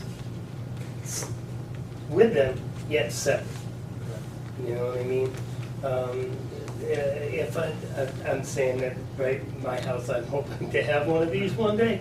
I'm separate and yet, and then there's something about that door that I didn't get when, and I never understood why the door had to be there, but that was their big thing, was that there was an interconnecting door that made it an accessory dwelling unit as opposed to a separate piece of property, a separate building on a piece of property that then becomes a rental unit. That was their, that's what, am I incorrect in? Yeah, I mean, no, I think that it's, to me, like, let's take our village residential district, you know, that single-family houses are allowed there, so therefore, by the state statute, the accessory dwelling unit provision would apply there. And I think there are probably a lot of towns, you know, imagine our village residential district, I can imagine there'd be inhabitants of that district who would say, I like the fact that there's only one building, one residential building on every lot. I don't want multiple I don't want the state forcing, you know, circumstance in my town, the village residential district of my town, to have multiple residential structures on each lot. So the state said, okay, we'll allow for towns that have those objections to require attachments so that you only have the one residential dwelling in these. And that's what they said they were counting on, that this was, even though it's detached, kind of, sort of, it's also attached. It's one structure at So that point. The intent was appearance. That's the Aesthetics or Aesthetics. Character, but appearance Character certainly of the being part of that. neighborhoods I and think, I stuff mean, like that. So I think I don't want to claim to have a monopoly on understanding of why this came There was a through. lot of information. Yeah. Although it clearly says that the interior door can be locked, and therefore, You can lock it, And you then- could rent it then- to college students. right, and then therefore it becomes a separate unit anyway. so it's an appearance provision. They're trying to make it look as though it's one building. I don't know It's what not their a building. So intent was necessarily. I really don't. it's kind of what I take away from it. You can rent it if you want to rent it. You can Yeah. lock it Sure. and prevent access to your house if you want to. Yep, You can do basically anything to it you want to do. You just That's have to have it correct. attached. that's correct. To me, it meets That the. was the criteria, attachment. We're meeting the spirit of it because it's what the neighborhood looks like. This is how it sits. And the ordinance very moment. allows for the accessory dwelling unit, Mhm. and the only criteria of the, will say that the only criteria that the accessory dwelling unit does not meet is the attachment, and that's what they're asking for the variance for. Does the RSA still have the provision for the attachment? Detached? May I, sir? May, right there. It's a separate I figured the statute. lawyer would have it. Separate statute right there. It's the third chunk of the ADU statute. I allow for it.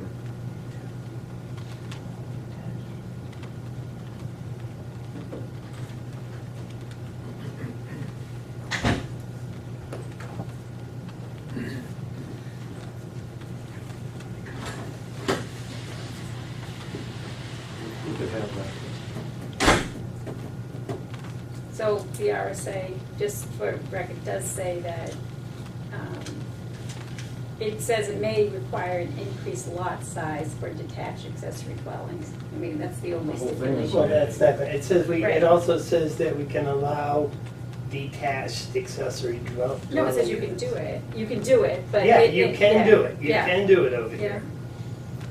So, That's giving guidance, not right, must be. right. Correct. Tilton has decided that, you know, for the most part, they would prefer they all be attached. Well, no, they But- require they all be attached. So, in theory, Yeah, correct me if I'm wrong, if we say no, Mr. Bouchard could get 25 of his closest friends that are Tilton residents, come up with a petition article for town meeting next year, saying, rewording it to remove this from the requirement. It passes, Absolutely, and we're gonna move forward. positively. Yeah. I'm just saying. yeah, Hmm? so. So is anybody but Joe still uncertain about the spirit of the ordinance? It'd be different if it was a new product, if it was a new thing. Yeah, It's if been it was here- new, I It's been here since before I was born. Yeah. So. Yep. Or maybe feel old. I move to make a motion. Okay, what's your motion? I make a motion that we approve the variance in case 18-4. Do I have a second? I'll second it. Seconded by Eric. All those in favor? Let's Oh, have a little discussion, discussion. okay. Have we actually I was just gonna ask that. been all the way through all of these criteria? We did. We did. The last one, we went back to hardship. Yes, we went back to hardship and then we back to. I was and we still did this. stuck on this one. Yes, we were back there, so we did the other ones and then we went back to the Okay. one we were having trouble with. Any other questions, any other discussion before we vote? Let's let Joe, he's wheels are grinding. Let's let him grind. Okay.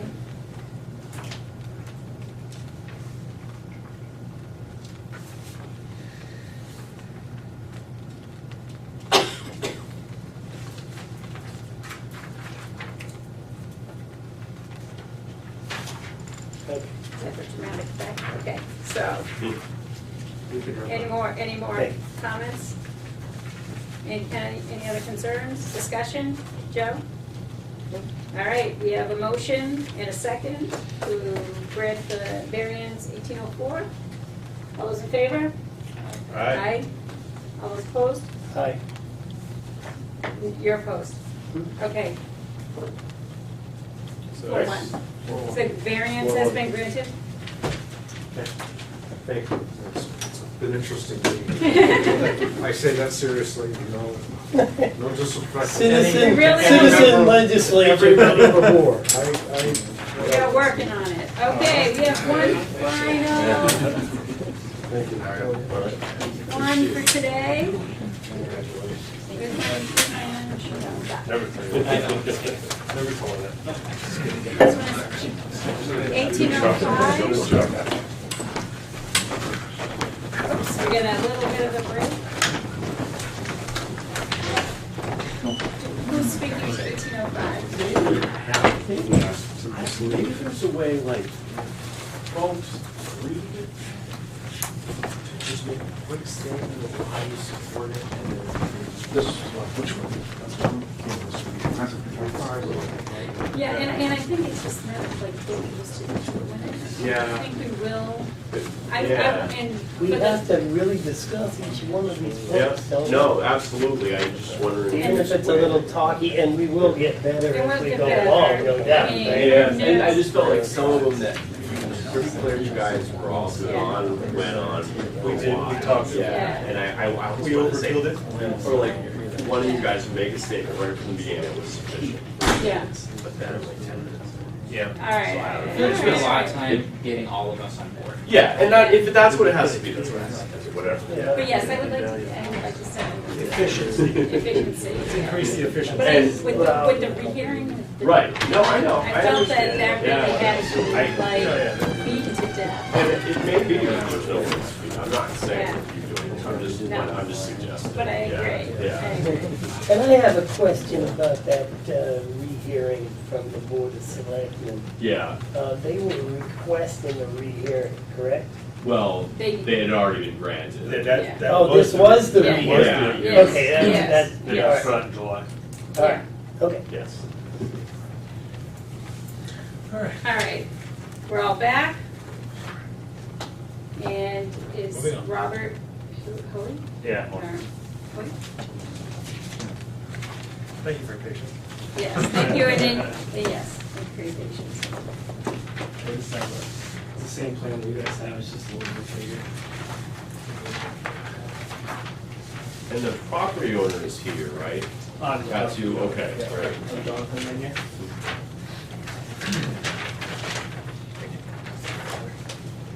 Okay, So basically, we're looking to build a 26 by 30 garage attached with a future in-law apartment above it. Detached though. Attached. Yeah. We're seeking the variance, because we don't meet the 20-foot setback, we're at 8.3 feet. And that's from the railroad right-of-way, from the side of the tracks, you have to be 28 feet. We'd like to keep the garage on that side of the building, because that's where the existing driveway is. And then on the front of the building, if we put the garage over there, we have a lake view. We feel like that would devalue property. Plus, we'd have to do the extra expense of redoing the driveway, and there's town sewer and town water lines that go right under there.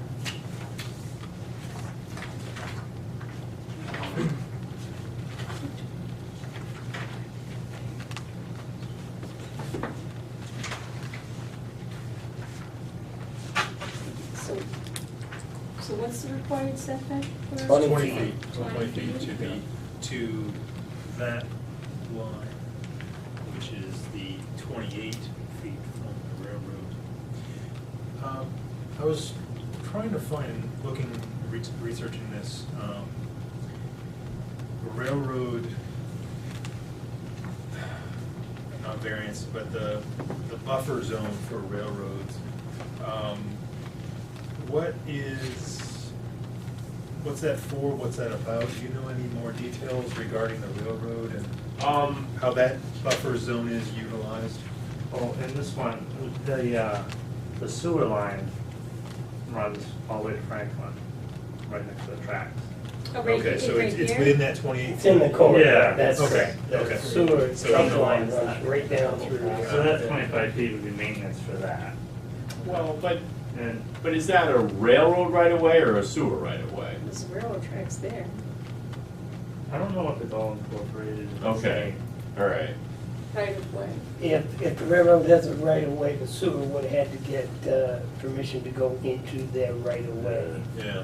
But I mean, I think Mr. Engel's question is, how much space do they need, right? Is that, or, How much do they need? I mean, we're looking at 28 feet. What are they going to use that for? What's the purpose of that 28 feet? I mean, because I'm thinking about this as, if this was two houses next to each other, we're talking about 20 foot and 20 foot, a total of 40 between the structures. And that's for, whether it's maintenance and sewer lines and utility lines and things like that, spaces for that. So we're not talking about that here because one of the properties is a railroad track. What do they need that space for? Does it matter? Doesn't matter. I don't think If they need they it. have a I- right of way through Yeah. there that's 56 feet wide, they have a right of way and the state grants them. And they don't, I mean, when you look at roadway, DOT, if they're saying our right of way is to this point right here, they don't care if you build a, exaggerate, but they don't care if you do stuff like inches outside of that. As long as you're not there. Yeah, exactly, and I think that may be the case here. Okay. I'm thinking that the 20-foot setback is from his property line, correct? Right, yeah. Not from their right of way, but from his Right, property but I line. think, From right, I think what, from his. That's why he's here. If he was building his Yeah. garage 20 feet from the property Right. line, from the setback from the railroad, but then I we'd be having this think conversation. what Mr. Engel is saying, the Well, purpose no, of the his setback property is line to goes provide here. a buffer between, Right. two He's not building uses, in in this case, that where one of the right uses of is way. the railroad. Okay, so this isn't marking your property line. And another, What's that? No, This that's is marking your marking, property line. So that line right there is 28 feet from the center line of the track. Where's your Basi- property line? So basically Al wanted us to be kind of overly conservative, I think, when issuing the permit, correct? To use Yeah. the railroad right away. Mhm. So where is your property line though? What's that? Where's your property line? It's like right in, So it's almost to the railroad tracks. yeah, it's almost to the tracks, it's kind of right in, from what we've seen. So you're trying to meet the 20-foot Oops, setback sorry. from the right of way. From the right That's of what way. Al wanted. but Not you from your don't property line. need to do that. No, You need, You need to be The 20, property you need line. to be 20 feet from the Yeah, property line. right, property line. right. That's our ordinance. yeah, absolutely, okay. Not And I Yeah. think the property line setback, I mean, don't quote me on this, but I think it was still like 15 or between 15 and 18 feet. Okay. So I Okay, think so Al you're was like, still you still under kind the of go 20 through the feet. motion anyway. You're still under 20 feet. Yeah, so we right? still have to kind of go through the motion, Okay. so he was kind of thinking to be overly conservative. Mhm. We use the 28 feet, so then we know that we're not building within the railroad right away, which we Mhm. can't do anyway. But- So to be kind of overly conservative, he had recommended to use 28 feet, the railroad right away, as the, more or less kind of. As your boundary line. As the boundary line in this case, that way it's kind of, it's overly conservative. I mean, if we were to kind of back calculate out the property line, then we probably would have a little bit more than the 8 feet. But that's kind of like an overly conservative estimate. So that's important though. They're not Yeah, it is actually important. seeking that much relief. Yeah. The other thing I'd like to add is that no comment was received from the railway. So no objection from the railway. Okay. Yeah. And they were notified, obviously. Yes. And this is, Yeah. so it's actually, it's a DOT-owned railway, it's by the, like, the Railroad Bureau. They own them all. Yeah. Yeah. So my question would be, how much was the actions? Couple Well, of he feet. doesn't know. It sounds like between, what, 2 to 5 feet you're actually seeking? Is Yeah. there at 8? Yeah, It's in that ballpark. yeah. So you're outside the railroad right of way, and like you said, it could be an inch. So you're outside Right. of that. And from the town's ordinance, you're looking at a couple feet, we'll say 5 feet Yeah. Yeah. around it, Yeah. not 8 foot. Or not 12. Not 12, 12 yeah, feet. 12, yeah, sorry. 12 feet, So we're talking about 5 foot for the town's perspective. right. Okay. I mean, this is just like a street view, this is kind of an older street view now. Basically like right, so we're kind of looking to, like this covered porch is actually, we've removed it already. Okay. So we're gonna be putting it basically an 8-foot addition onto the side of the house. And then on that, it'll be 26 by 30 deep. And essentially the garage will go to, it's kind of the end of this retaining wall that used to be here. Okay. And you can kind of see it, there's this large shrub row, which is essentially this shrub row here. So I mean, that shrub row is still gonna be maintained intact just for kind of privacy from the railroad tracks. So like all the development's gonna kind of be between. And there's a trail potentially going in there. Yeah, The I wild think trail's it's at gonna some be back point, there. yeah. Yeah. And that's, I'm sure essentially that comes into the railroad right away too, because I'm sure that wild That trail is falls completely within that the right away, yeah. right of way. Yeah. Should this be reworded then? Because he's really only seeking relief from nothing. Seems like it's more, 2 feet or 3 feet, maybe up to 5 feet, but not 12 feet. No, just But, being technical on it. The Right. point of, to be conservative, I think there's some good logic there to remain conservative, to stay outside of any possible railroad So, easement. right, so I just have to just ask one question. We do not have to concern ourselves with the fact that he said he's putting an apartment on there. It's attached. It's gonna be attached. Well, It's gonna be attached, yeah, I know. you don't, right, Right, no, because that'll like be this. another matter for another time. That's Yeah. something different, Yeah. okay. That's another all right. day. This is just, all right, this The is, setback. Setback. Yeah. that, all right.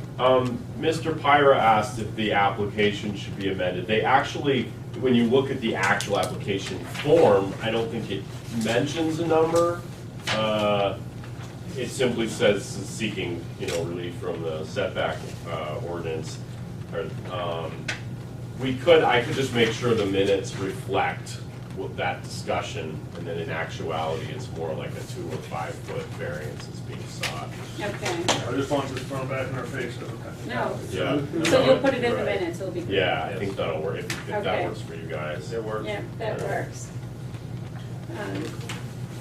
Okay, so, does it alter the, it doesn't? Oh, public comment, All in favor? all in I say favor? yes. Who Labossiere. are you, sir? I'm a distant, Philip Labossiere, I'm a distant 5 house down neighbor, Yeah, and I'm just here in support.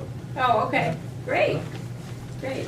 That means a lot too, when you look at what hour it is. Yeah, I know, Yeah. I have a fun question. okay, Yeah. good. So the choice of location of the garage and the size of structure, because a lot of that, I mean, the location and size put us into this variance concern.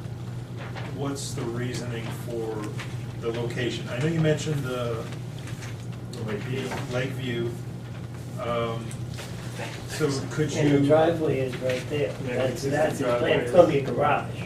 So So he's got a driveway coming in off Ash a lot, and he wants to drive into the garage. could you not push the garage further, closer to the road, which would decrease the driveway, but I, Well, it runs parallel, so no matter how far you shift it towards the.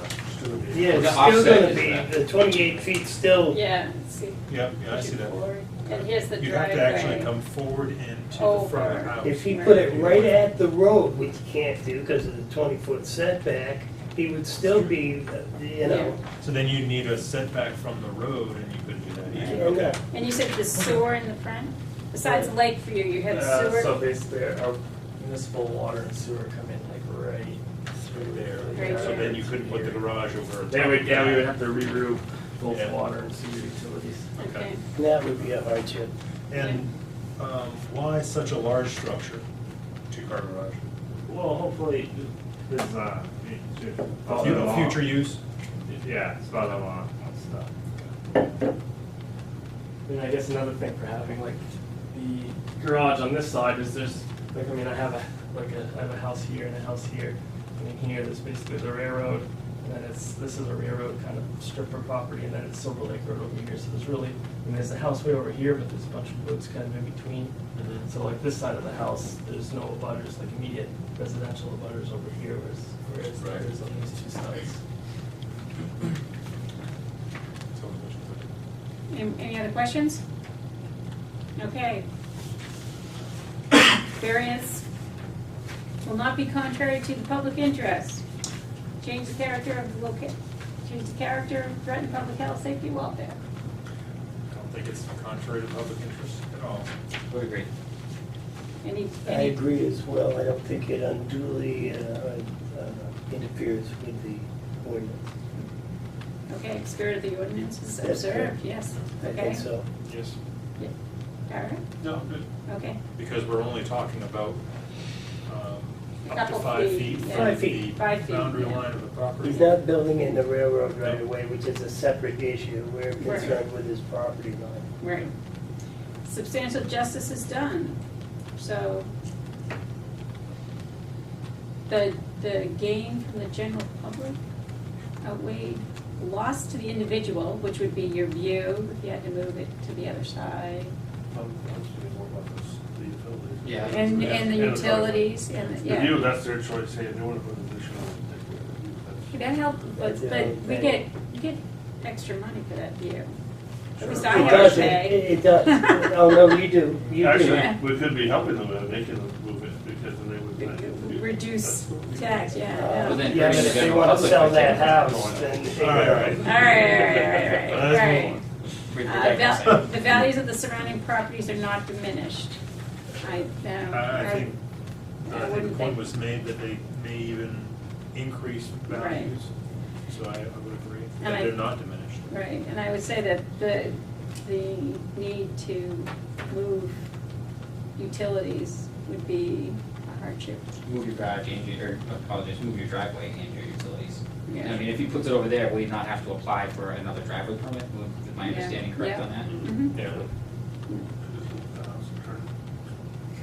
Easy, Well, easy, what's easy. special- I What's wish you guys think special- trust me, I wish it was that. Yeah. What special conditions of the property distinguish it from other properties in the area? It's next to the railroad right of way.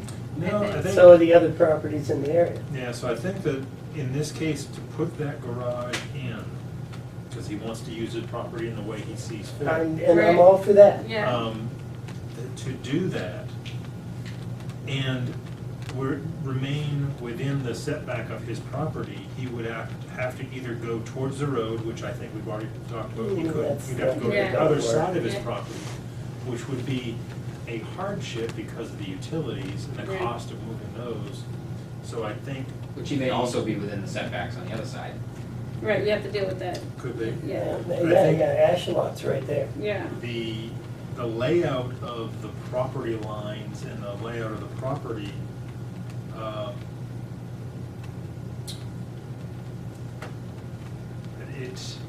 anything else would be more difficult and more of a hardship.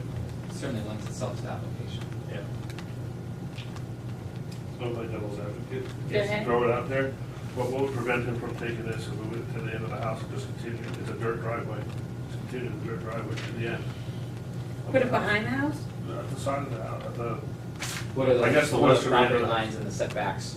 or on the no, back piece put of it the in. Yeah, but if he, if this property line's here and now he's gotta be 20 So feet you're from gonna that put it back here? property line, he's at And a, I think he's talking about putting it here, because if he just moves this back, he's still got the setback problem. So he's talking about putting it back. Oh, Behind okay. the house. Okay, so let me just ask you, I know you're saying no, I know you're saying no. So where's your property line on this side? It's a brook, it's kind of, It runs it right runs through there. right in through here. Okay, so, where is it? And you gotta be 20 feet from the brook. Yeah, we've got that's 20 feet from the wetlands. The wetlands That's could right. extend beyond the brook. That's so correct. that, you know, Okay, That's so you got correct. wetlands on one So that would be a side. problem. So you got wetlands on, I'm I'm just saying I'm throwing it it. out there. Do you see this? I see the wetlands, but Okay. I don't know where, they're not mapped, so I don't know. I realize It's that. true as well. That's true as well. I just, There's a lot of wetlands in that area. no, I know, but I I'm, know you know, we're asked to discuss it Yes. and No, it's an yeah. option. Yep, And you don't have to worry about river right away, you don't have to worry about wetlands maybe an issue or something. I think that's not easy. He still might be within 20 feet of the right of way, even if he put it right directly behind his house, as opposed to on the side. So that's it, but I firmly believe we're talking about from the edge of the property line is our particular absolutely. ordinance, Yeah. not the Yeah. right of way. so, okay. So, did we agree or disagree on 5, Eric? Okay. That I would that just- it was, I- are you doing devil's advocate? Well, we have to discuss every possibility, and is an option to move it. I don't see that there's any significant gain. I think that the use of the house would be hampered by moving it back there. Granted, we don't know all of the setbacks, but now, I mean, we'd have to get wetland surveyed to talk about building back there. Am I Yeah, you would, misunderstood and that's thinking that? money. Yeah. So now he's surveying wetlands to potentially be inside of those setbacks anyways. Yeah. I don't see any gain pushing that. Could you argue that it could be a hardship to force that hand, force that wetland investigation cost? And Oh, could consider a yeah, hardship on their yeah. part.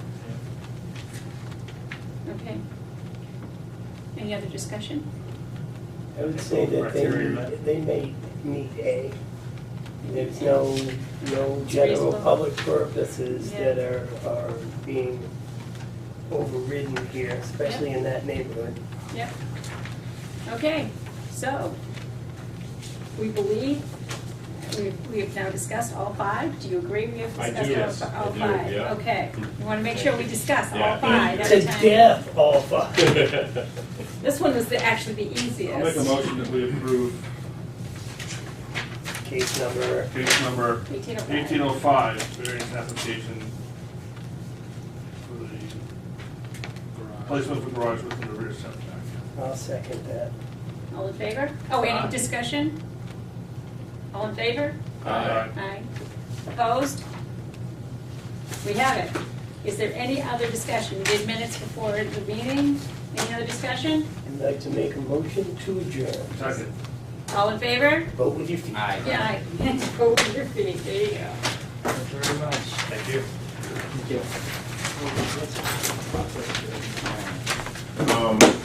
Let's just see, sorry, let me just write. Mr. Carter, You show up more often. till time. Well, Trying to keep the cooks happy. So you Just, I'll let it, and when I see Al tomorrow, we'll talk about it. Share with my horror It's like stories. a legal I tell him proceeding. you got it. Just pretend you're in judge, but And I I mean, it is, assume, I mean. Yeah, you know, that was usually kind not this of difficult. stopping. And then we had a lot of stuff. Yeah. Thanks, to meet you. Really like this. Flashing electronic Right, signs that's are where you got hung up with prohibited him. So I by assume you ordinance just keep in this town, him. except for they allowed Do your one. inspection. And then they couldn't see any reason to not allow this one. Now they're all up and down Route 3. But then I think we should, So you just check in with That I don't know, Okay. and that's entirely possible. Couldn't remember. like, I only have like, 18. Yeah. And that Really ought to do with that. Oh, yeah. Yeah. Parked up at like Do temporary. you want to do that Sunday? Sunday nights. Yeah. I gotta look. Yeah. The days all blend together. You forget that. I was. Hi, I'm Joe. Not. Yeah, but, yeah, Al will Introduce Mary Ann, I've been on the board for about a year. Yeah, but I'm an alternate. Oh, that's right, that's cool, yes. Yes. Yeah, right. Oh, yes, shut up. Shut that Yeah, now up. he can't. Oh, it's cold for it. Figure out what it was. No, tomorrow, actually, probably. Car fire.